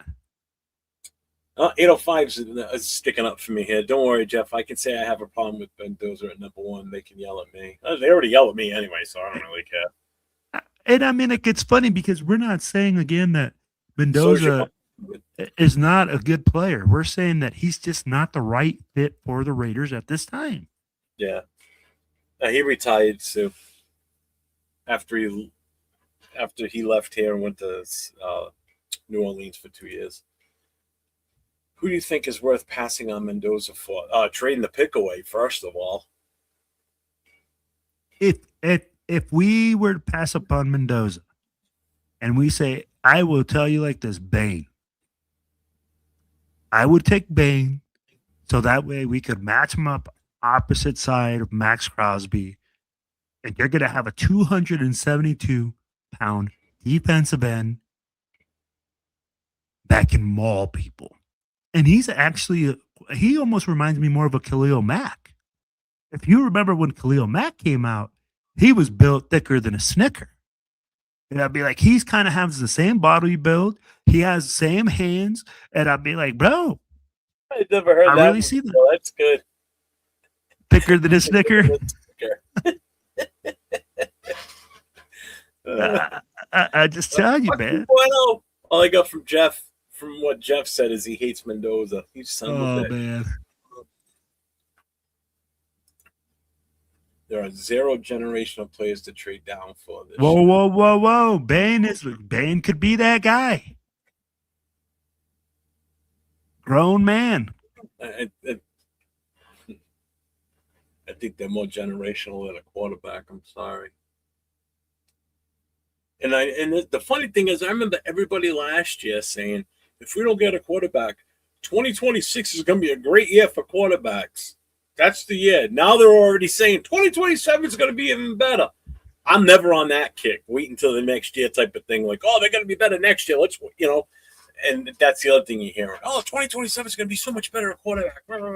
Yeah, you know why? Because of one person and his last goddamn name. That's the only reason. Then you're going to have guys come out like Moore next year. If Chambliss stays, he's going to get another year under his belt. No, he's not staying. They already denied it. Well, they denied it, but he's appealing it. Dude, he's not going to get it. He's going. Raiders have no talent, but I hear your mom's got a lot Facts. of it. Yeah. Oh, jeez. Facts. That's a weak argument. Every great quarterback has help from a great receiver in some capacity. Stop. Yeah. And what great receiver do we have on our team? Exactly. I don't see anybody. Not Brock Powers, who's a tight end, not a wide receiver. Michael, that's a great freaking argument against yourself. Who do the Raiders have? No one. Tim Brown ain't going to miraculously show up and be useful. Hey, Trey Tucker. Trey Tucker's a number one. Don't you talk about Trey Tucker like that, Jeff. The speedy midget that couldn't out-jump anybody because he's so small. 5'8", 165. One who's tall as can be, as tall as a fucking beanstalk, but he doesn't have the strength to out-muscle anybody for a ball that's a fucking jump ball. Good luck. He's got a little fucking toothpick arms. There you go, Sanders. They're like the size of my 2 fingers. What the fuck, man? Guys, you seen his calves?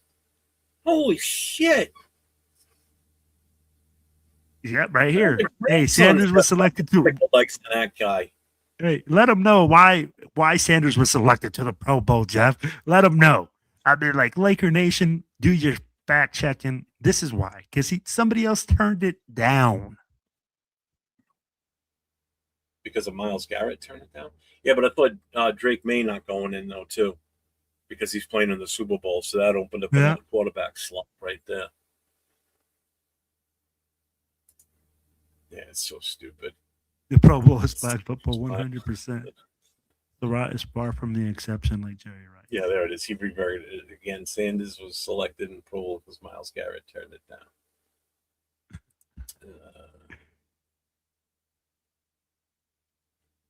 Derek Carr made the Pro Bowl as an alternate, but I don't hear anybody trashing him. What's the difference? Just I never trashed him.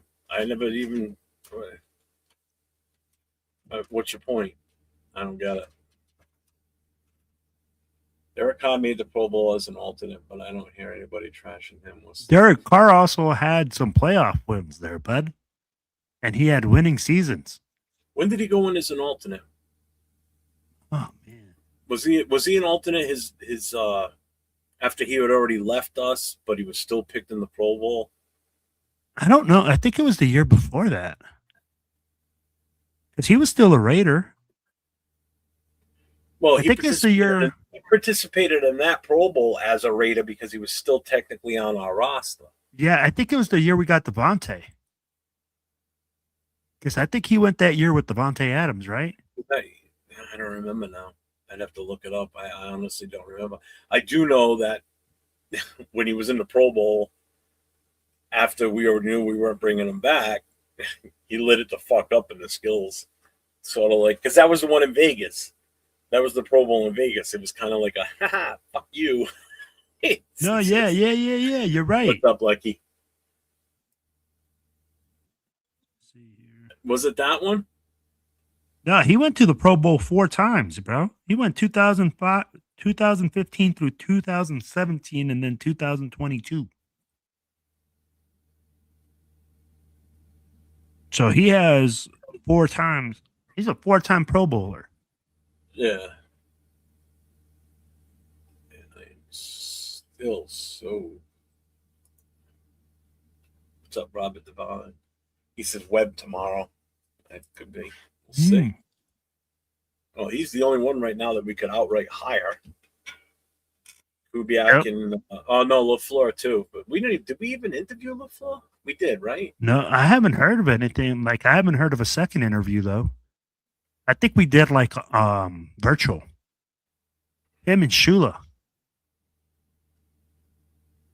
Who do you guys like? The Raiders starting QB. Oh my God. I mean, in all honesty, look, if we go by, oh God, if you look at our roster right now at quarterback, because obviously we're not going to probably trade for a quarterback, so it's going to be somebody that's already on the roster now. And with that being said, you're looking at Geno, Pickett. Well, Pickett's a free agent. And ALC 12. Those are your 2 options right now. That's all we have. So unless we trade for somebody that's a backup that we think can come in and start, you got to go with either one of those 2 as of right now. And it's not like that's who I want. It's just being realistic. That's who's on our roster right now that's under contract for at least another year apiece. So it's not like I'm sitting there saying this is who it has to be. Realistically, that's who it's going to be right now until something else is done. So, again, you have to look at everything as the roster sits right now as we're talking, because there's no guarantee the roster is going to change going forward. We have no freaking clue. You don't know what's going to change between now and then. My first question would be, instead of who do you guys want the starting QB to be, is who do you guys want as head coach? Because that's who's really going to be the guy that's going to decide that. I'm like, whoever is the head coach is going to come in here and say, hey, this is the guy that you need. This is the guy I want to coach. So instead of being like, oh, who do we see as the QB of this team? We need to say, who do we see as the head coach of this team? Well, big luck. I agree. Chewy, but you got to look at what's on the roster right now. If the season were to start right now, you'd have no choice. We have no idea. Unless you've got a crystal ball and you can foresee the future that this is what's going to happen comes then. Why is everybody so negative on everything tonight? Why is nobody just I don't get it. So I'm going to ask Chewy this. I'm gonna ask you this: how much better is Fernando Mendoza than Geno Smith? How much better is he? I'm like, is he gonna come in here and all of a sudden, just because he's here, the whole culture is gonna change? You're not gonna like the answer they're gonna give. Well, that's a bad question. That No, I'd be like, hey, they're gonna say, oh yeah, he's far superior because he had all. This guy played in the NFL. This guy, yeah, he's had a Pro Bowl. He's had all these things that we keep talking about. But at the same time, I'm like, we got to be real with it. We don't have the coaching. I'm going to show you why you're not going to like the answer. You ready for Go this? ahead. So Go ahead. Big Luck says Bain is better than Mac was in college. Okay, Yeah. That's a legit take. All right, I respect his take. Trading the pick would be incredibly stupid. Bain has short arms, and the tackles from Old Miss worked him. All right, there's another take. Here's my favorite.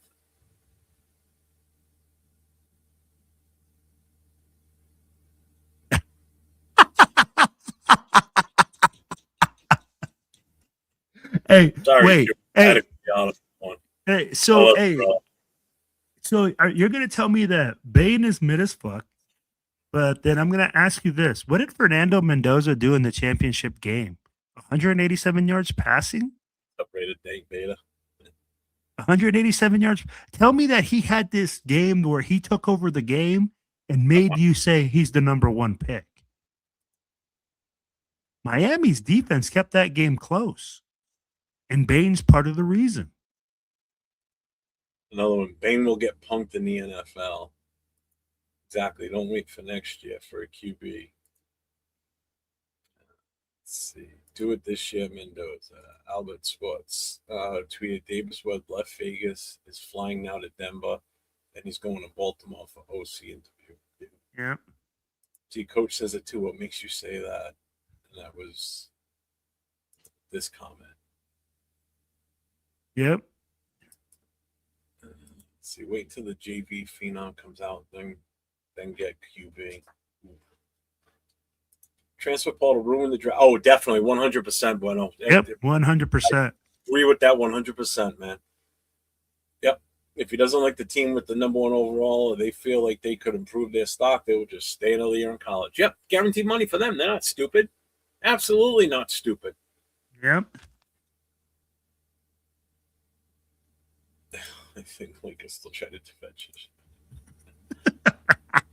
Yeah, salute to the Madden GMs in the chat. Why do you think Bain will get punked? He's talking to Rick. So here it is. Bain has short arms, and those tackles at NFL will neutralize him. Hey, did you see that against Indiana? Bain played. He fucking no. Bain played against some future accountants. The NFL is different. What? And keep in mind, so someone said earlier that I think it was Coach. I'm not sure now. I forget. Or it was Big Luck. That they thought Bain was better than Mac coming out of college. Remember, Bain's at Miami. Okay. Where did Mac play? Buffalo. How big of a school and what type of schools do they play Small against? Division 1A school. Almost 1AA. Thank you. Let me just put it like this. It's good at a bigger school like a Miami or Alabama, shit like that. No. I'm not saying that. But you got to compare apples to apples here. I mean, you're talking totally different levels in college, too. You know? Hey, and I'm going to tell you like this. Everybody touted that offensive line and I did too, for Indiana. But that offensive line did not have an easy time in that championship game against Miami. That was probably one of the toughest games they've played this season. I mean, they were getting worked a little bit. Jeff, I'm going to tell you like this. Bain went against Indiana's tackles, Old Miss, Ohio State, Texas A&M. Who's this? That's the schools that Bain went against. And you're telling me that he just went against... I was just reading the chat. My bad. Oh, the list was the teams that I just mentioned were Indiana, Old Miss, Ohio State, Texas A&M. Mm-hmm. He played he played those 4 schools, not including, the teams that he had at Notre Dame. They played all their guys in the season. You're telling me that this kid didn't go against the best. He went all the way to the national championship game. And Jeff, did he get erased in the national championship game? So how is this guy mid? He shows up at every game, at every level. And you're going to say that he has short arms, that he's going to get erased. But he's been playing against those guys all season long. Division I tackles. He plays ACC football. He played against the SEC. He played against the Big Ten. Hey, you know who else had short arms coming out of the draft last year, and everybody said he was horrible and he shouldn't be picked? And where is he playing in 2 weeks? Oh. Playing in the Super Bowl. Left tackle for the Patriots. Yeah. And I even said it. I'm like, oh, yeah, he's got short arms. He's not going to be good. Oh, well, guess what? I was fucking wrong. He started all season long. 2 rookies on that offensive line. A left tackle and a left guard playing side by side. 2 rookies. Yeah. And look at that team. Protected for a kid that's possibly going to be the MVP. But he's got short arms. You know what it is? We're looking at arm length. They see how long Max's arms are, and everybody's like, you're going to be that long. Sort of like you're going to be this tall to ride the ride, and if you're not this tall, you can't ride it. Well, if your arms aren't 33 inches, but they're 32 and a half.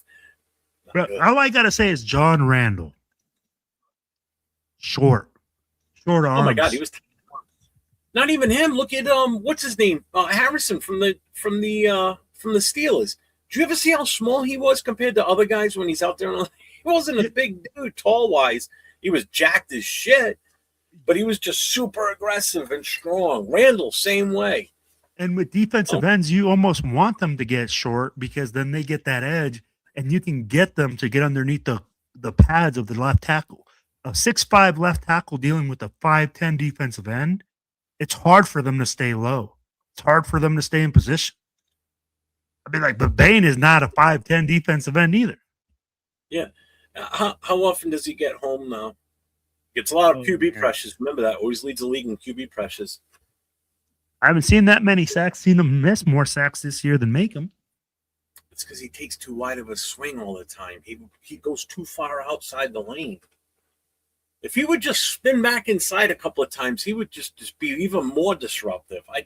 You see it when the play's developing. It's like, why is he just not cut back inside? And just because Max Crosby has long arms doesn't mean there's not defensive ends that are successful that have short arms. Yeah, he did it. He did wear eyeliner.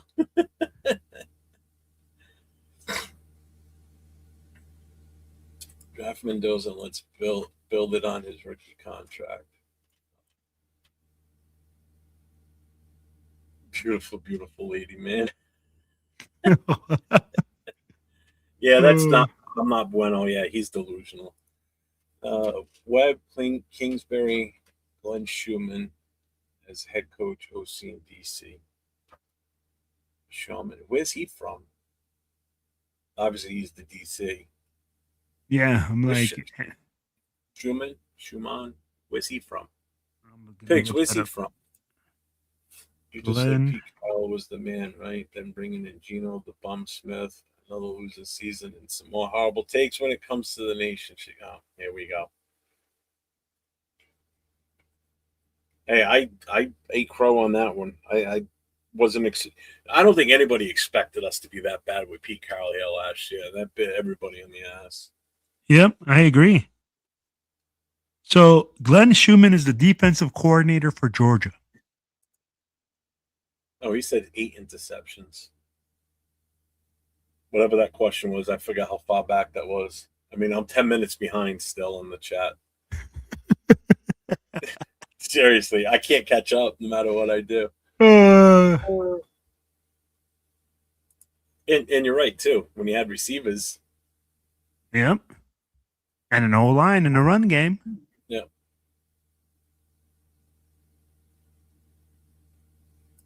Miami lined up wide, and Indiana punished them with inside run zones. I'm sorry, I'm a Mendoza fan, but he did not win the game. Oh, look at this. So, Ja Raider. I'm sorry, I'm a Mendoza fan, but he did not win the game. If Indiana's defense was not that good, I say they lose it. How about you just take away that block punt for the touchdown? That game's over right there. That game's different right there. They lose that game. And I agree with Ja Raider. I mean, like, again, that's why I said, hey, show me where Mendoza took over that game and made it his own. He didn't. He struggled. I'll be like, that's why I said, I'm like, how are you going to be a franchise guy in the championship game in college football? You can't take over the game. Pig says Bain is fine. Short arm defensive ends are just extremely rare in the NFL versus tackles with insane length on every team. Facts. I can't disagree with that either. Jeff, the Raiders are going to give you an ulcer. They're going to give me an ulcer. They're going to give me another heart attack. Yes, another. I've already had one heart attack in 2017, so don't want another one. Chat's going to give me a heart attack tonight. But O-line in general has been trending down over the last 10 years. Yep. Or so. That's why we keep saying we have to address the O-line. If you want to get Mendoza, you have to address it. What's up, John? We've pretty much been on the same topic since we started the show. Yeah, we can't. 2 hours ago, we started talking head coaches, and then, as always, I pretty much on every show I've watched, it always transitions to a heavy Mendoza talk. You know, that's why sometimes trying to have a flow on the show just isn't working, because the chat just drives you into the Mendoza side of things. Yeah, the arm debate is destroyable. Yeah, so we're talking Mendoza still, obviously. We're talking who's actually valued at, you know, if it's not Mendoza, who's actually the top pick in this draft. It's definitely not Mendoza. It's only Mendoza because the teams up front need quarterbacks, and that's us. Correct. Take us two out of that equation. It's not Mendoza until wherever one of us would be picking, whether it's pick number 8, 9, 10, 11, whatever. Saying a guy won't be good because of arm length is versus body is wild.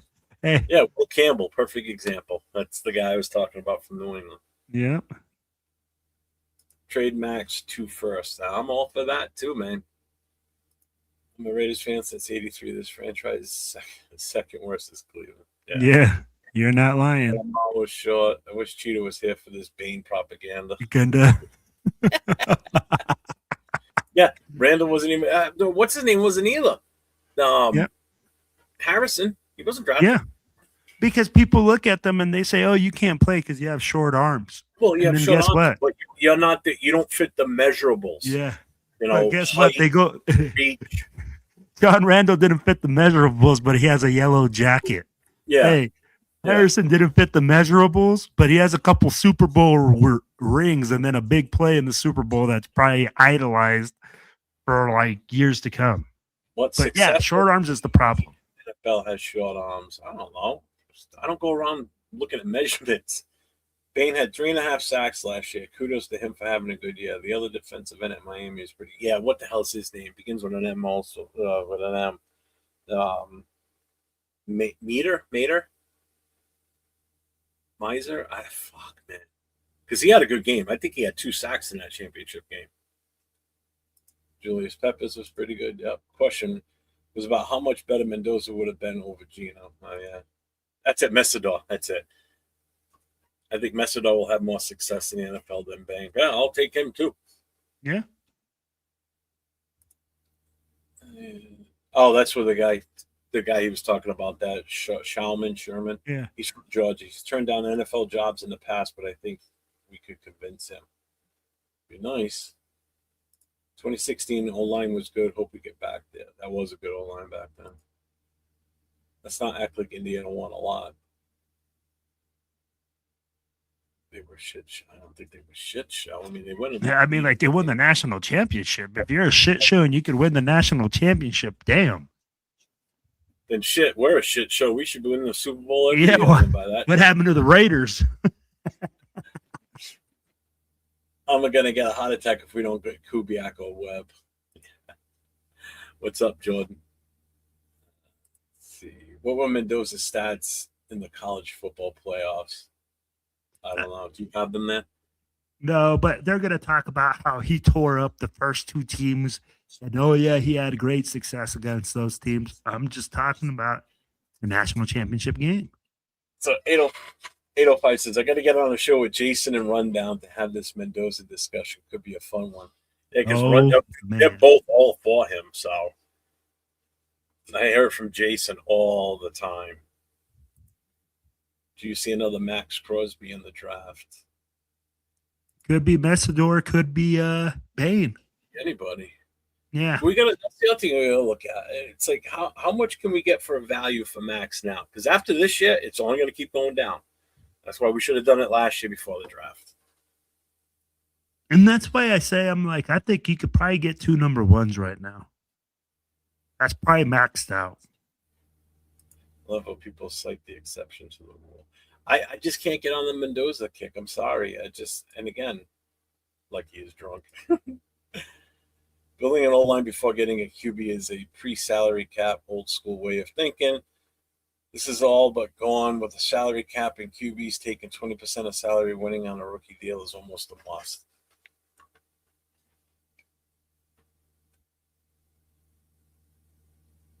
I just can't trust this team to do anything right. That's the other thing that makes me nervous. So he wants to get the offensive line after he gets the quarterback.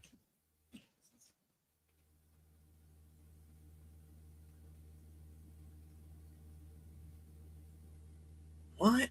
So Raiders are doing second interview with undisclosed candidate. If your private individual can request it not be disclosed. NFL appealing again to Supreme Court. John Gruden is still a possibility. Oh, God. I know you're just saying, but please, no. Oh, that would be crazy. Oh, my gosh. 3.0. So I'm a big IU fan, and I don't think Mendoza would be an okay pro. So you're a fan of Indiana, and you don't think Mendoza would work out. Interesting. But that just goes to show you, man. I mean, people are really divided in how many people really watch the game in the whole season. Just like politics. You've got some that are going this way and some going that way, and it's the same thing with this. It's but I find there's more on the Mendoza side versus the non-Mendoza side in this case. But either way, we're still divided. It's because we're starving for a quarterback. It's because we haven't had one in so long since Derek Carr left. Haven't had a quarterback that we consider a franchise guy, right? So I mean, that's what. And I'm going to tell you like this: 90% of those people think as Mendoza as the solution. They just think we're going to draft Fernando Mendoza, and all of a sudden we're going to win games, and all of a sudden we're going to be competitive in every single game. Jeff, you and I know it takes more than one guy to make your team competitive. Well, that's how some people look at it. He's going to be the savior. He's not going to be the savior. There's so much. It's a team sport. It's not an individual sport. Basketball, you got to have one Michael Jordan and a couple of decent guys, and you're going to win, and you're going to win consistently. Players like that, that's different. This is 11 guys on the field, and you have to be so well coordinated. You need somebody on the other end of that ball that you're throwing it to or handing off to. Basketball, you just dribble it down the line, shoot it, and you're in. Hey, I just hit it free. Did it all by myself. You can't do it all by yourself in the NFL. You can't do it all by yourself you could in major leagues if you're just hit home runs every time you get up there. But I'm going to tell you like this, Jeff. This isn't your local high school football game where one kid you hand it off to like Derrick Henry and he's going to get 2,000 yards in one game, right? This is the NFL where every single player is the cream of the crop. I don't care. And it makes me laugh when people go like, oh, that guy's a bum. He sucks. I'm like, that guy made it to the NFL. That guy is just not as good as the other guys in the NFL. But does he suck? No. He's the top 1% of every single player that has come through in the whole country.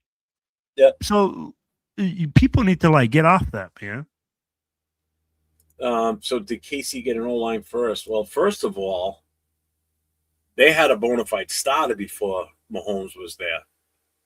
They had Alex Smith. They had Alex Smith, absolutely. Mahomes didn't start until his second year there. Mm-hmm. They were a different team then, too. If they build an offensive line around him, then he can march down the field.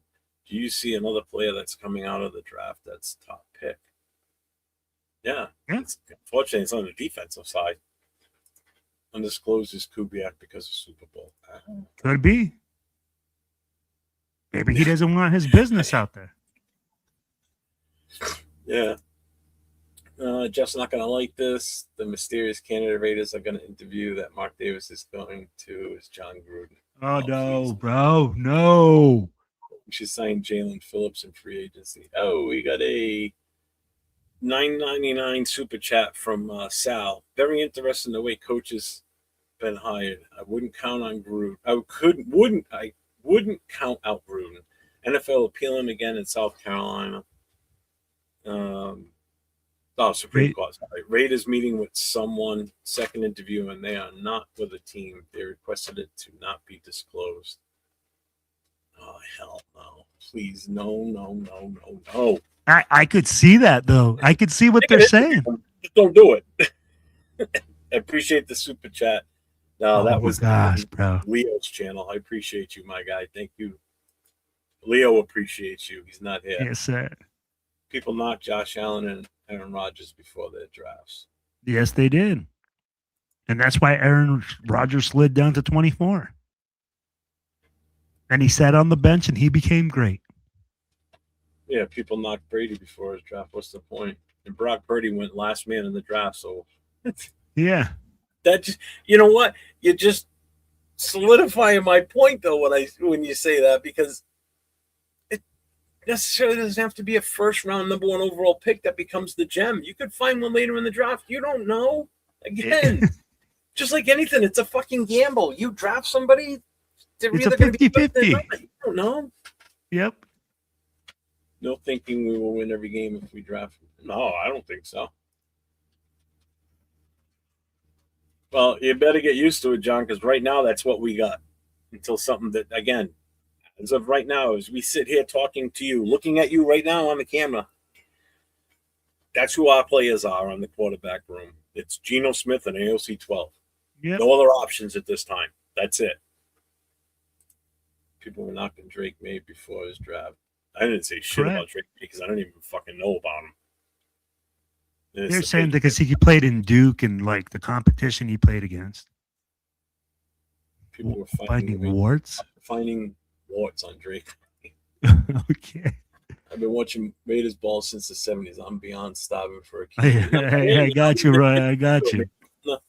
I'm born in 1970. I became a fan in 75. So trust me, I feel your pain, man.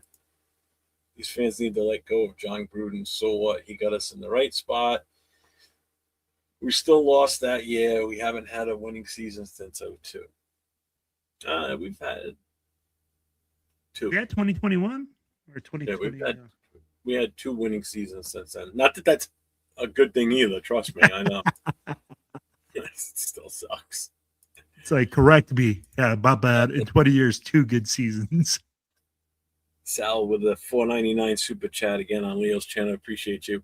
Jeff, you heard me last week. Think people on this narrative, you win Heisman and Natty, you have to take him. Mendoza is not the savior or answer. And it's 100%. True because they're looking at the shiny trophy. They're looking at Mendoza as that trophy. They got him on this pedestal.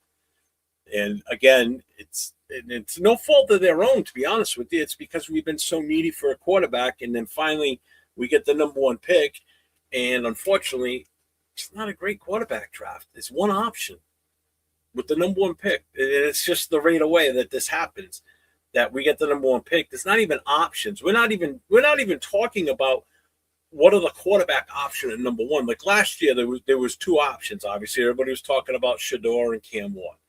So there was always those two options, and then unfortunately Sanders fell out till the 5th round. Years before, that's it. Look at the Brock Bowers rookie season, that draft. There were a bunch of quarterbacks in that.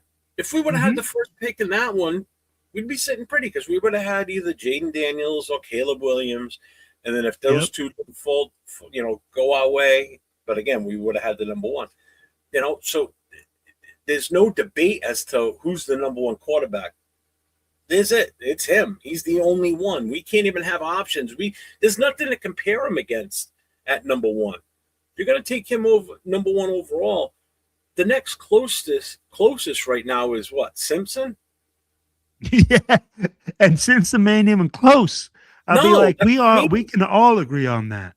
If everything would have gone the way it should have, which more coming out, then you could possibly say you can compare the two, because you could take him number one or you could take Mendoza, but people would still sway towards Mendoza because won the national championship, defeated Heisman Trophy winner. Heisman Trophy winner. He'd have more in his side on those accolades. I get that. I still don't think he should have won the Heisman, but that's okay. You know what? I love this comment, man. He's saying it. Hey, he's not the savior, but can he be part of the solution? Absolutely. And we've said it. The team just isn't ready for a guy. And he's not this guy that's a game changer. I mean, like, tell me that you see this guy coming in and making this team an absolute winner from day one. He's not that type. He needs people around him to be successful. You're going to trade Bowers? Oh, jeez. Let's not. No, dude. No. Unfortunately, we can't fire Mark. That's the shitty part. I hope the mysterious interview is Kurt Signetti. Yeah, that could be. Trust me, I'd rather be him than Gruden. Even though I don't think he's going to leave the college ranks. Not for less than 13 mil a year. Not be disclosed. It's for other reasons that are private. Yeah, these guys aren't finished products. Mendoza was only 22, and he should get better. There's the thing. He should get better. Oh, Tomlin, I wish. I'm looking right at you, the camera. Am I freaking out? What's up, AL? What's going on, my guy? What's up, Cassie? Patriots are ranked 14th, middle of the road. Yeah, that's with two starting rookies on the left side, though. They're improving from where they were. They needed offensive linemen, and guess what? They addressed it in the draft, and look what it did. How did our last first-round pick pan out? It can happen at any position, no guarantees, no matter what position we draft, so why not Mendoza? No, and I get that. I told you. I'm not against drafting them. It's just... Wait, what does he mean can happen? Our last first rounder. Our last first rounder is Genty. Is he calling Genty a bust already? The last first-round pick pan out. It can happen at any position, no guarantees, no matter what position we draft, so why not Mendoza? If you're calling Ashton Genty a bust already, I'd be like, that's not what he's saying. I'm not reading it that way. You're reading How did our last first pan out? Differently than I'm interpreting it. What do you be? So, yeah, I'm interpreting it different, so I'm kind of confused. He's talking about how the first pick pans out. So it panned out okay with Genty, even though the offensive line sucked. Okay, but it still panned out for us in the long run. I see. Okay. You looked at it black and white. I looked at it shiny and nice. No, I get what you're saying. You looked at all the other details. I looked at it as like, wait a minute. See, you didn't read the whole book. You just looked at the cover. Yeah, that's what it is. Kubiak bust. If it's Gruden, the mysterious candidate we are interviewing, and we hire him, I'm gonna lose my shit. Yeah, you and me both, man. I don't see what we would get with Gruden 3.0 that we didn't get with 1.0 and 2.0. We'll be happy with this super chats later. Hello from South 499. I'd rather trade back, get paid to team up with Crosby, build inside out. We can hit next year with someone else's round one, deeper class next year. And that's what I was saying earlier. It's like everybody always says next year's draft for quarterback. But That's value for your first round pick right there. That's total value. Agreed. Because you put those two out there together. First of all, Crosby has never had a guy playing opposite hit of him with the talent of this kid. Agreed. That's number one. That's totally number one. Because as they're double teaming Max, guess who's on single? Who's being singled up? Bing. And his short arms aren't going to matter. Well, and if you're sliding protection, I mean, like, you put them on defensive ends, that's what gives you the one-on-ones. Like I said, Leo's going to be happy when he checks his super chats later. Oh, man, that guy. He's going to be like, what the hell happened? He goes, I ought to not do shows more often. You're going to turn down an interview with the Jets? Jets? Hey, I would too. Let me tell you like this. Why would the Jets be interviewing anyone right now? Don't they still have a head coach? OC. Oh, wow. For OC, okay.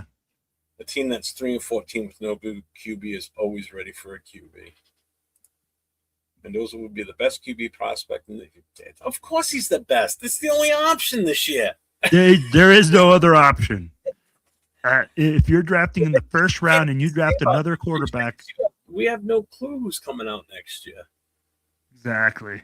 If you go based on right now, Mendoza's hands down the only one. But look at I love that. Give him a legit O-line. You have to give him a legit O-line. Correct. Hey, if you give him a legit coaching staff and O-line, hell yeah, he's going to bring a great prospect. I'd be like, that's exactly what we need to do in order for him to be successful. Jeff, haven't we said that like 15 times? And get him people to help make him and us successful. Yeah, and I agree. Yeah. It's still going to be the tough feat. Bears weren't ready for a QB either, and that worked out after 1 year, and they fixed the line. Same with Drake May. It can work, but it will take at least 2 years. It could happen, but I'd be like, the Bears. Ass whooped the first year, too. And let's be real. How lucky can you get when you find a Ben Johnson coming out 1 year as a coach? I'd be like, and that's what we're hoping we're going to get if Kubiak's the one. Yeah, that's what we're hoping. We're hoping to replicate and hit gold. And I mean, like, but how lucky could you be? I mean, like, honestly, the Bears, the way that they retooled, they had a massive amount of picks. Mm-hmm.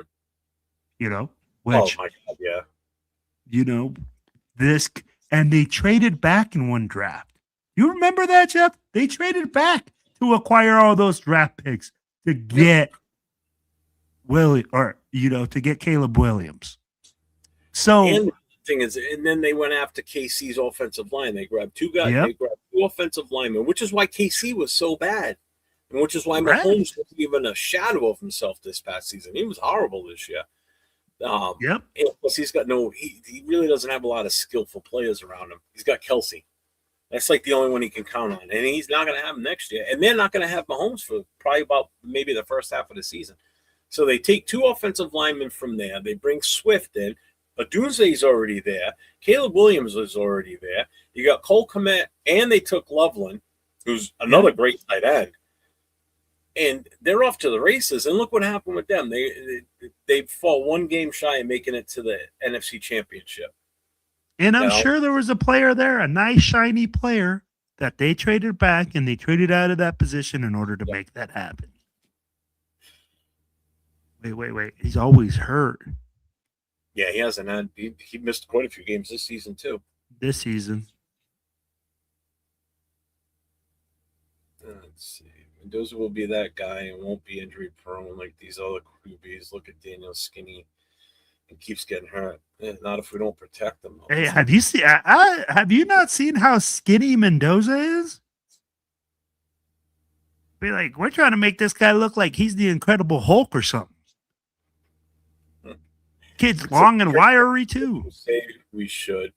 What then? We end up with more clean. Yeah, Farrell's, Abrams, Arnett's, DJ Hayden's. Not really. Whoa. Those.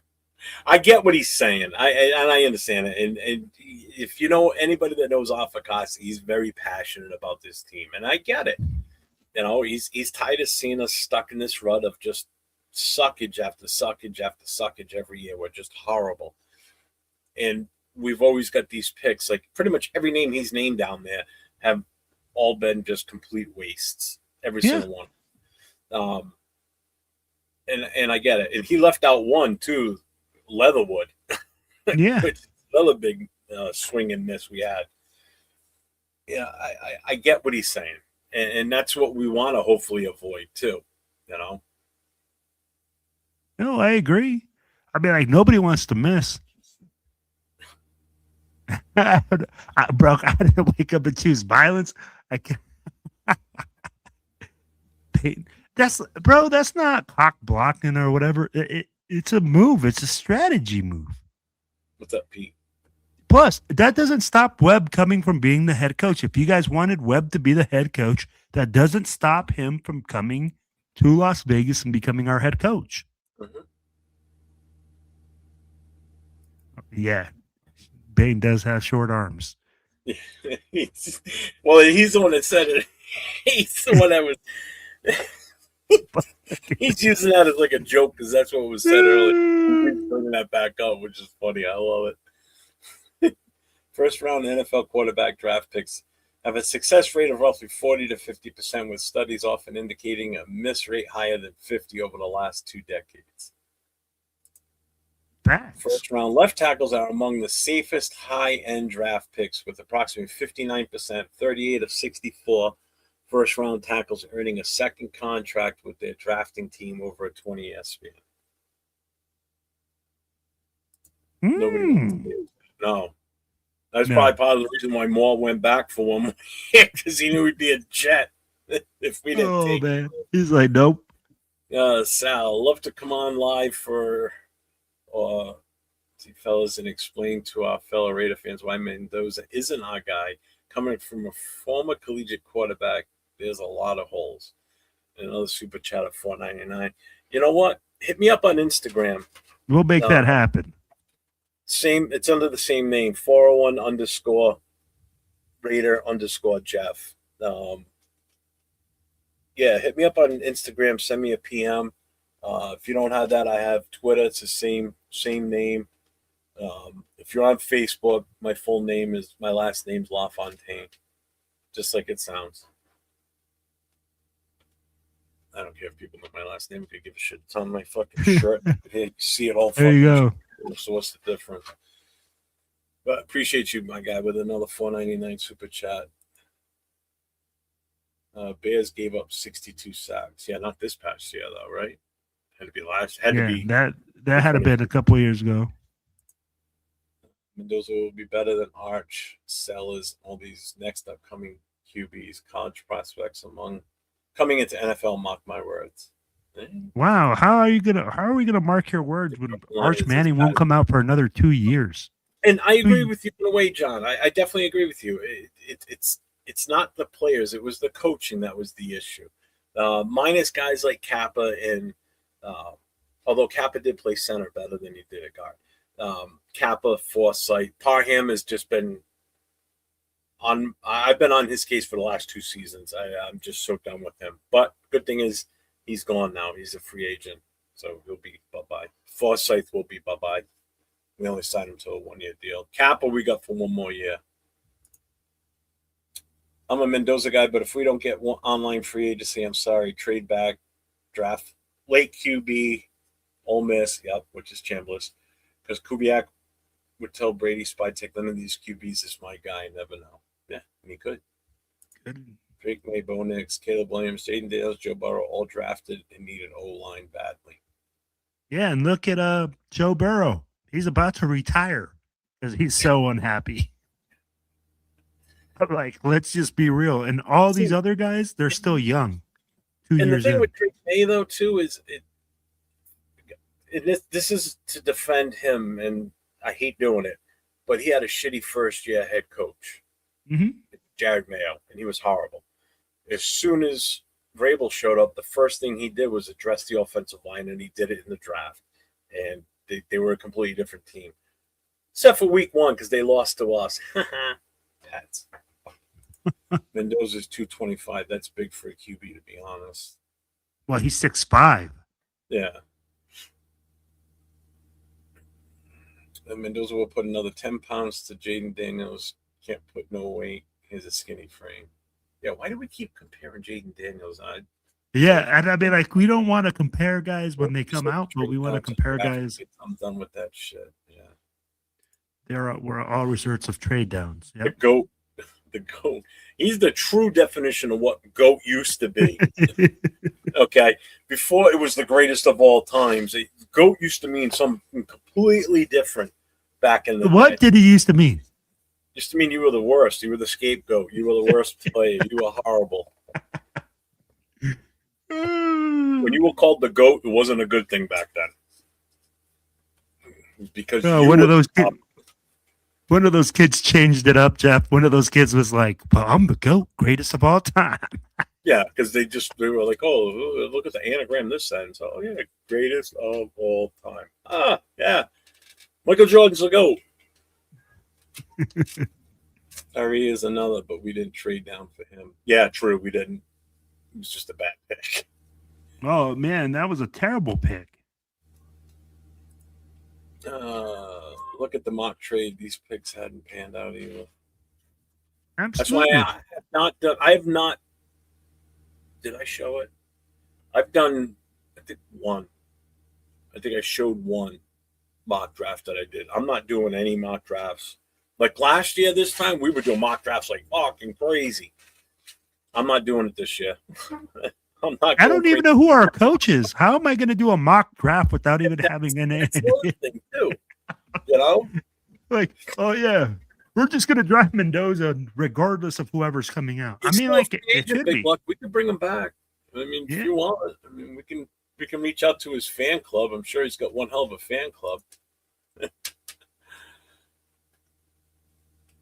Oh, that's just basically, yeah.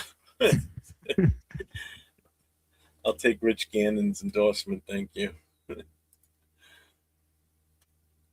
me see. I finally caught up with this. Good God. Wants to be upset with you two. Don't want Mendoza. When we've waited as a nation for years for a first round, potentially franchise QB since DC, but the other half knows you're not being biased. Or, there's more. Or you may just see something the majority don't see. I don't think it's the fact that I'm seeing something the majority doesn't see. I just want more value for my number one pick. That's all. That's all I'm asking. Is just consider it.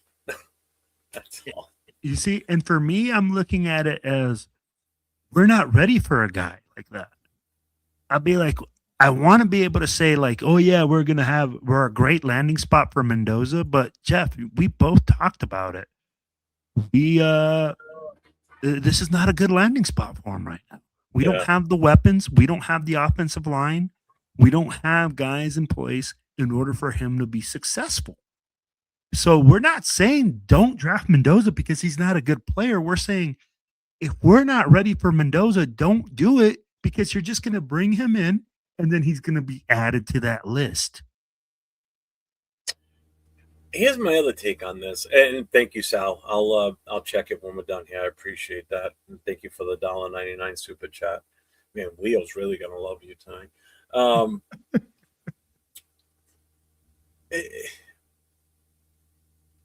Here's the other reason, okay? Because how do I want to word this so I don't sound?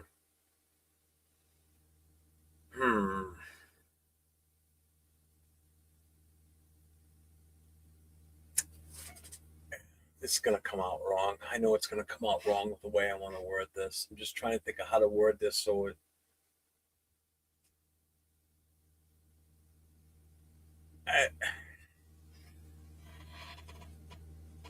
You know what? I just can't think of how I want to word this. There's something I specifically wanted to say about this whole thing. We haven't confidently, no matter who's in charge, and now we're getting a GM for the second, a GM on his second year. until I see otherwise, this is what makes me nervous about going and making this move for a quarterback like this. We haven't shown stability in being able to do the right thing in free agency. Okay. And I'm not going way back. Okay. As soon as I start seeing a stable momentum on what we do in building the team going forward, then I could get behind something like taking him overall number one. Am I making sense? Yeah. I'm just trying to, like, everything in my head's like a freaking rat's nest right now. But you're trying to say is that you want to see stability. You want to see. Yeah. And here's the thing. Here's the hard thing. We're moving in the right direction first. This is all going to take baby steps, and this is why going right after that quarterback is that's not taking a baby step. That's taking a big leap forward, because you're putting the cart before the horse at this point, because you're going to get that quarterback when we can't even protect who we have now at quarterback, let alone and people are saying like, oh, he'll start right away, or he's NFL ready. You want to put him out there if we haven't shown that stability to grow this team and build this team in the right manner? And that's where my pushback comes from. Again, I'm not questioning his ability or his talent. I'm questioning us as an organization to do the right thing to help him so he's in the right place when it's time for him, or whoever the quarterback is. The last thing I want to do is bring a rookie quarterback in and kill his confidence because we can't protect him. We can't put the right pieces around him to help him. That's how I'm looking at this. I know it seems like I just don't want Mendoza. And everybody keeps taking it the wrong way. That's what I'm going at here. Is I want to see us progress as a team and reinvent this organization. That's what we have to do. We're pretty much going to reinvent this organization going forward, because now Spytek and so Brady are the ones running the show, basically. Mark Davis is just sitting over there in the corner waiting to sign the checks. That's all he needs to do. You just sign the checks and shut up. The boys will take care of it. Once I see that stability, then I would have more confidence in making this move. I don't know if I don't think I'll ever change anybody's mind as far as, everybody's got their mindset that want Mendoza. You're not going to change that.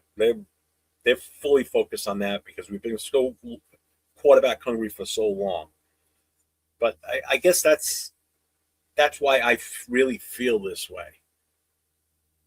But I mean, you get it now, right? Does that make sense? No, I get what you're saying. I mean, like, you want the team to have stability. You want more pieces around. I'll be like, my biggest thing is this. If we draft Mendoza and he doesn't have success, and now we have another GM, are we going to get rid of Mendoza and then go another way that quickly? I'll be like, that's kind of a difficult move. I'll be like, that's where I see where you're coming from. I mean, like, how about we show some stability in the front office and with management before we start making franchise moves with the quarterback? But I'll be like, everybody has their way of slicing the pie. Yeah. All of our free agents can walk. Devin White, Jamal Adams, Kuntz, etc. They can all walk. They took plays off, missing tackles. I don't know if I'd get rid of Kuntz just yet. I definitely want to keep Snowden. I'm definitely all for Snowden. I think Snowden showed up as the season went on. I was really disappointed by Kuntz this year. Play call and spend like crazy. Yeah, but New England did it in the draft, though. That's the whole point I'm getting at. They what they did with their offensive line, they didn't do it in free agency. They did it in the draft. Yep. They grabbed 2 rookie offensive linemen and they turned that team around. I said it during our draft watch party for the round 1 that night. I said, New England they need this, this, and this, and they're going to be good. Trust me. And everybody's like, where the fuck are they? Well, go back and watch Super Bowl. Go back and watch the recap from last year. They're in the Super Bowl. I said they need an offensive lineman, preferably a left tackle. They need a wide receiver, and they need a few little things on defense. What did they do? They fleeced us. They took off free agents that we didn't re-sign. Okay, Chason, Spillane. Okay, they drafted a freaking tackle, left tackle, They brought in They Stephon Diggs. They brought in Matt Collins. What did they do? They drafted a rookie running back that, well, one, I really wanted us to grab because we didn't have to do that in the first round. We could have done it in the second round. And where are they? They're in the Super Bowl. Everything that they did, I wanted to do, basically, is what ended up happening. Not Diggs, but I wanted Matt Collins. That's who I really wanted us to try and bring back as a wide receiver. We had him before. I liked him. And they're in the Super Bowl. Jeez. And everybody be like, well, yeah, they got the quarterback the year before. Why can't we do that? Okay. First of all, they didn't need as many pieces of the puzzle as we did. Or we do. 100%. It's crazy, though. They high schoolers who have a faster twitch to get off the ball than Tyree. You ain't lying, coach. That's true. Hey, guys, it's getting a little speculating until we get our coach. Exactly. Thank you. Yes. In free agency, until I see those choices, I'm going to refrain from saying anything. I want what's best to win championships. And that's what I keep trying to say. It's like all this talk is for nothing, and everybody gets all worked up over it until we get a head coach and they pick an OC, DC, and we know what direction we're going in. And priority number one is head coach. Boom. That's it. 100%. That's what we're talking about right now. But it's just like from The Godfather. Just when I think I'm out, they pull me back into the talk every fucking time. Is this a double stream? What do you mean? Oh, yeah, I got vertical and landscape. Sorry, Bueno, not everybody's together. But there's 3 channels streaming, so you weren't all going to be in the same one anyway tonight. Yeah. He yelled at me the other day.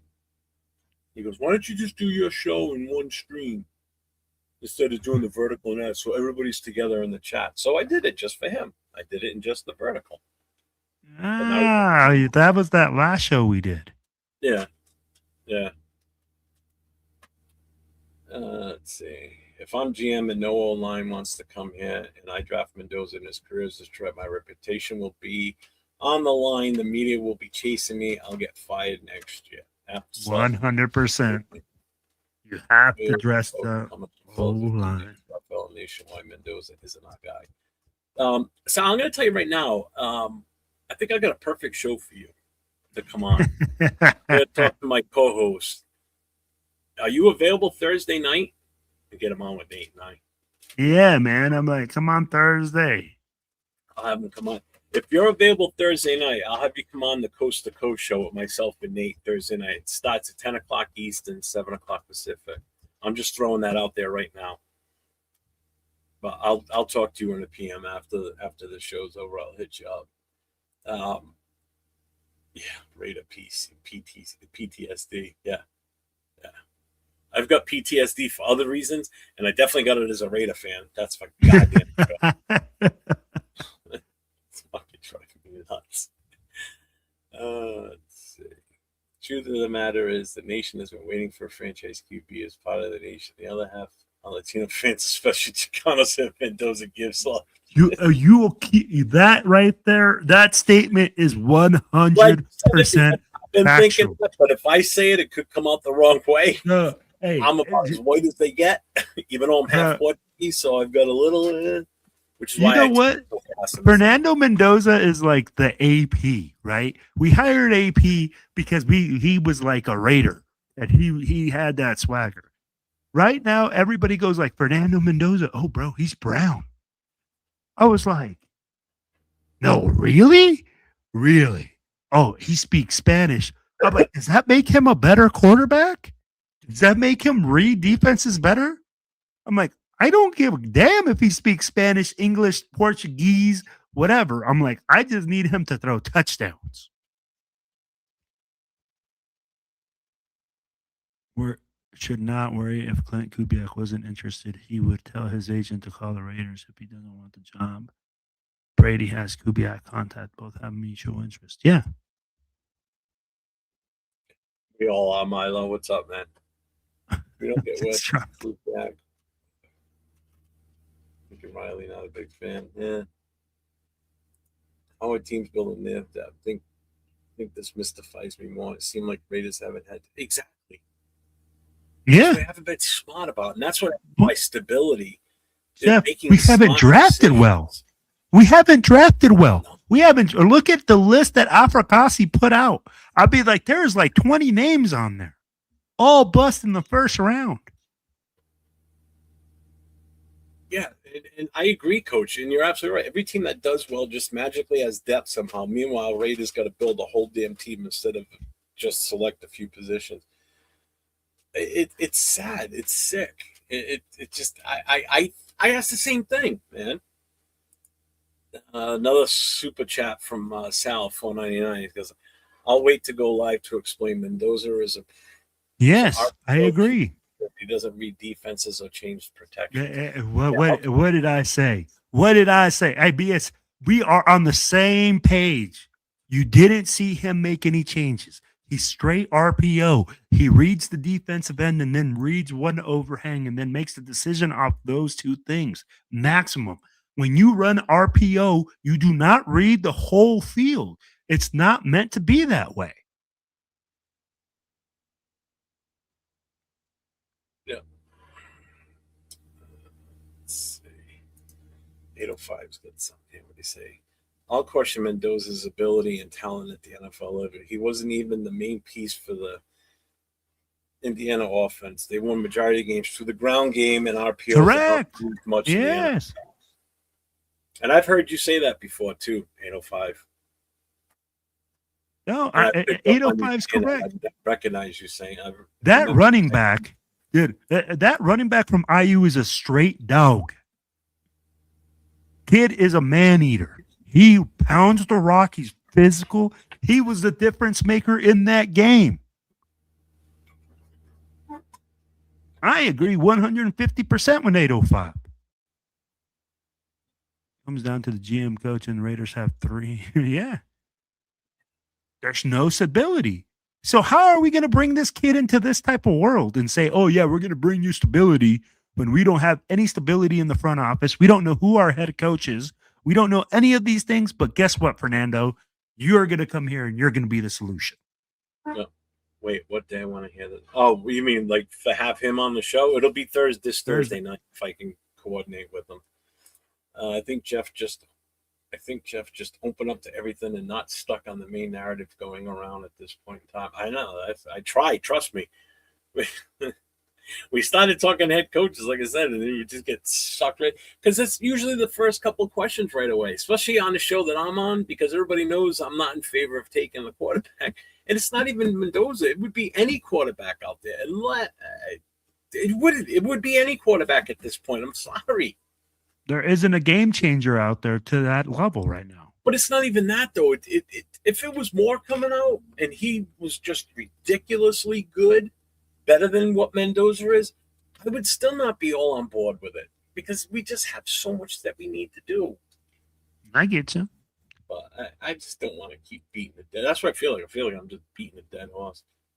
And he's Cuban. He has Mexican relatives and shouts them out in interviews, particularly his Mexican-American uncle. I just want to know about his aunt. That's all I care about. Cuban, yeah. Let's see. Philip Rivers is more Mexican than Mendoza. Oh, my God. Yeah.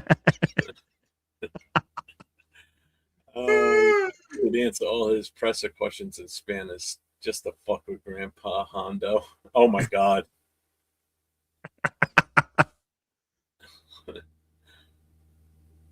Tom Brady's giving me Michael Jordan before he sells someone his silver. Yeah, that would totally suck. Oh, man. All right. Let's see. Jeff, regardless, brother, I respect your point of view, but I see something special brewing in the nation with Mendoza. Yeah, who knows? It could be. I could be. I mean, and again, I'm fine with that. I'll eat my crow when the time comes. I'll admit it. If it turns out the complete opposite of what I'm suggesting. Trust me, I'm not. If we grab him, I don't want to see him fail because to see him fail means my Raiders fail. So no, that's not what I want. If we draft him, I'm support him 100%. And don't agree. And I'm not wearing anybody's. I'm not wearing Mendoza jerseys and anything like that. First of all, I don't buy new players' jerseys. Last time I did that was gallery, so you're not going to see me in that. So If you're gonna see me in a jersey, it's gonna be like a Howie Long, Otto, Art Shell, Upshaw. Those are the Wisniewski. Those are the ones you're gonna see me in. I don't buy new jerseys. Fuck that. It's a waste of money because then they're gone in 5 years or 4 years, or in jail, and like all the people that have the Henry Ruggs jerseys. Wait. This right here. It says Mendoza's the best pre-play reading, pass pro adjusting QB since Luck.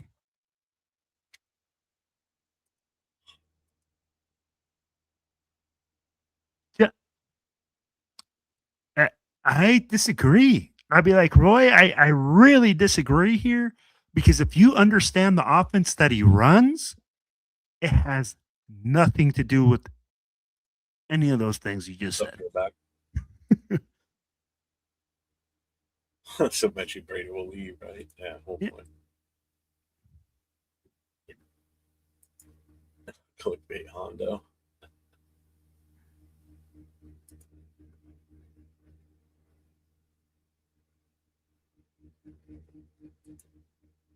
He seems that. I don't know.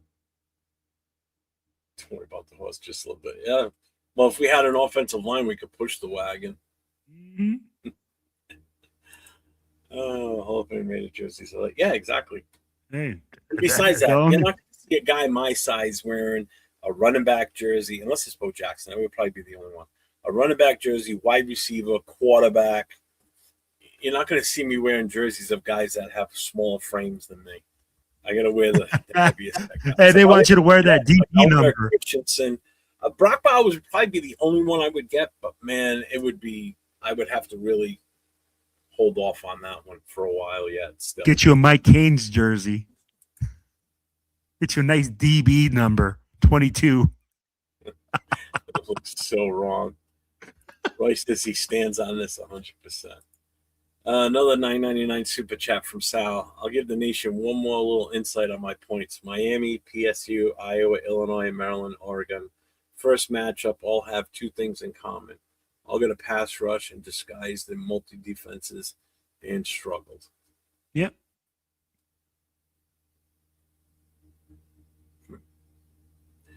Thank you again for the $9.99 super chat. Appreciate you, brother. And he's right. What they're doing is they mug the line, they come up and they drop different guys and they bring different guys. And when you're telling me that Fernando Mendoza was reading all this, okay, and doing all this, where was this in the national championship game, Jeff? Because I could have sworn I saw Miami corners jumping those freaking throws to the flat after a while, but he was supposed to be reading that.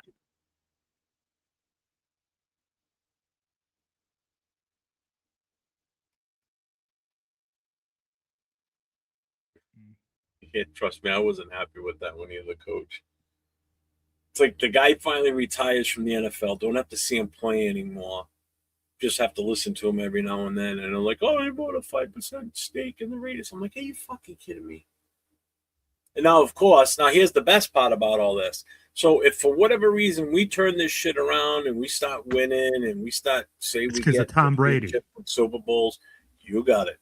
And that's all I'm going to hear around here. See, it took Tom Brady coming after he left New England. You know, he brought the New England way over there. He's following that. Fuck you, Pats fans.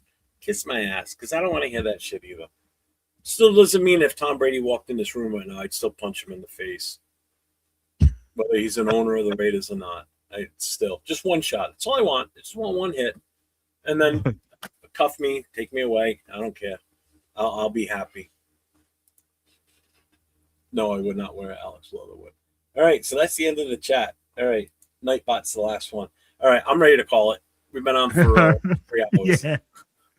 Hey, but hey guys, so do you have the flyers for Cheeto's event? For his Easter event? And do you have the flyer for the barbecue in May? You mean this one? Okay, so hey, I'll start with this one then. Hey guys, just so you guys know, May 31st, the Northern California, Northern Nevada Black Hole Barbecue will be going down. It's going to be a great 3-day event. We're going to be out there Thursday, Friday, Saturday. Then everybody's going to be driving back home Sunday. Guys, there's going to be a lot of low riders. It's going to be free food, free alcohol. Then on Friday, we're going to go up to Lake Tahoe. We're going to be enjoying some great stuff. As you guys can see, there's some cars right there. If you guys want to look on Silver and Black Radio Podcast.com, we also have a bunch of pictures there that we took last year. Guys, we're going to have several different car clubs from all over the country coming down. So please come on down, man. We're going to have free food. It's going to be some alcohol. We got some hotel reservations right here, guys. If you guys look at it, it's going to tell you where to stay. It's going to have some discounts for you. There's going to be a rooftop bar where we're going to host a meet and greet Thursday night. Then Friday, we're going to be going to Tahoe, meeting up at like a Damon Buster's that night. And then Saturday, we'll be having the car show and barbecue. So I hope to see you guys there. Remember, May 31st in Reno. May 30th weekend in Reno.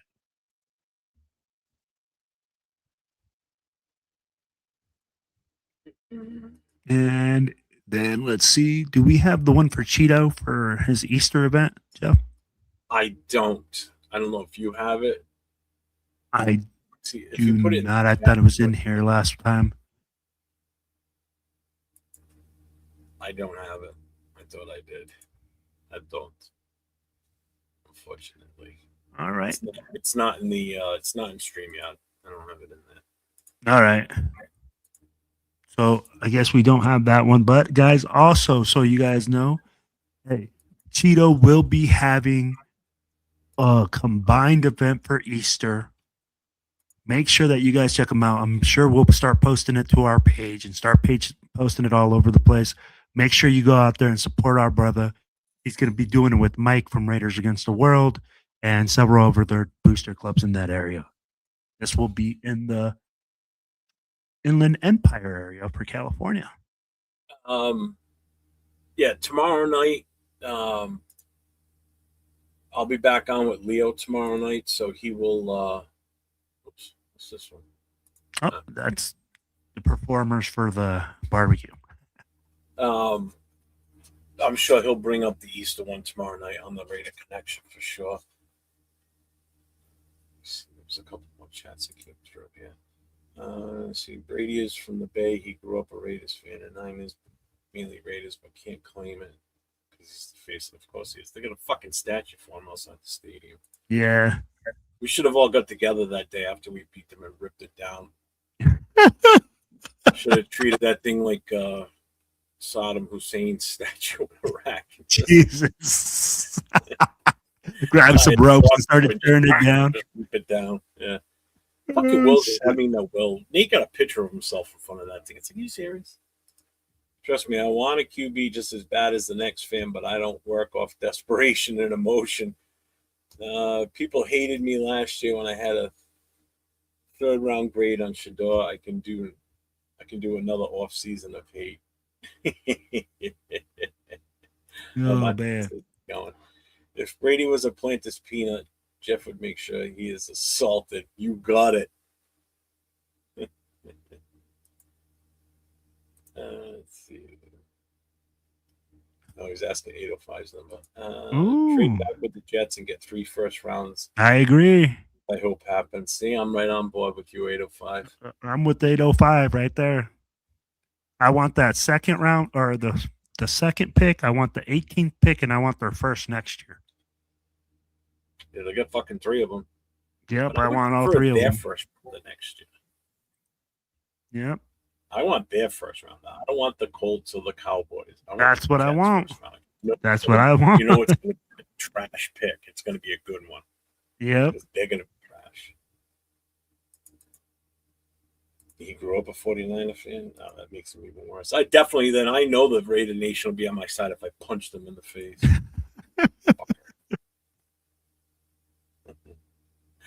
All right, everybody. Appreciate everybody being in here tonight. Will, what do you got going on this week? Sorry, final thoughts. My bad. Hey, man. Hey, guys. Well, I'll be on the Will and Cheeto show on Thursday. We usually do that at lunch. Maybe Jeff will jump on. You never know. Never know who's going to jump on that show. We just shoot the shit. I mean, like, really just relax atmosphere, man, and just talk everything that comes down the pipe. We talk a lot of sports in general, not just Raiders football, but we do address a lot of Raiders football on there. Other than that, man, just really chilling until like I figure out what's going on. I mean, like listening to Jeff. Jeff is on quite a bit, so I'll be listening to Jeff tomorrow for his what is it, the Raider Connection show? Then on Thursday. Yep.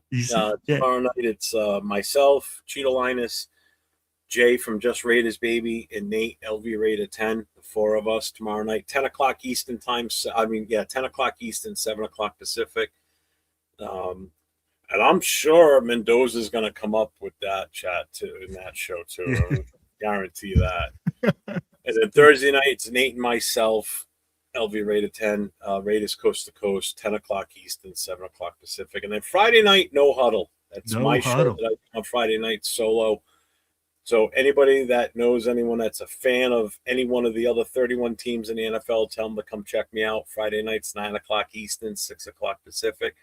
We talk NFL.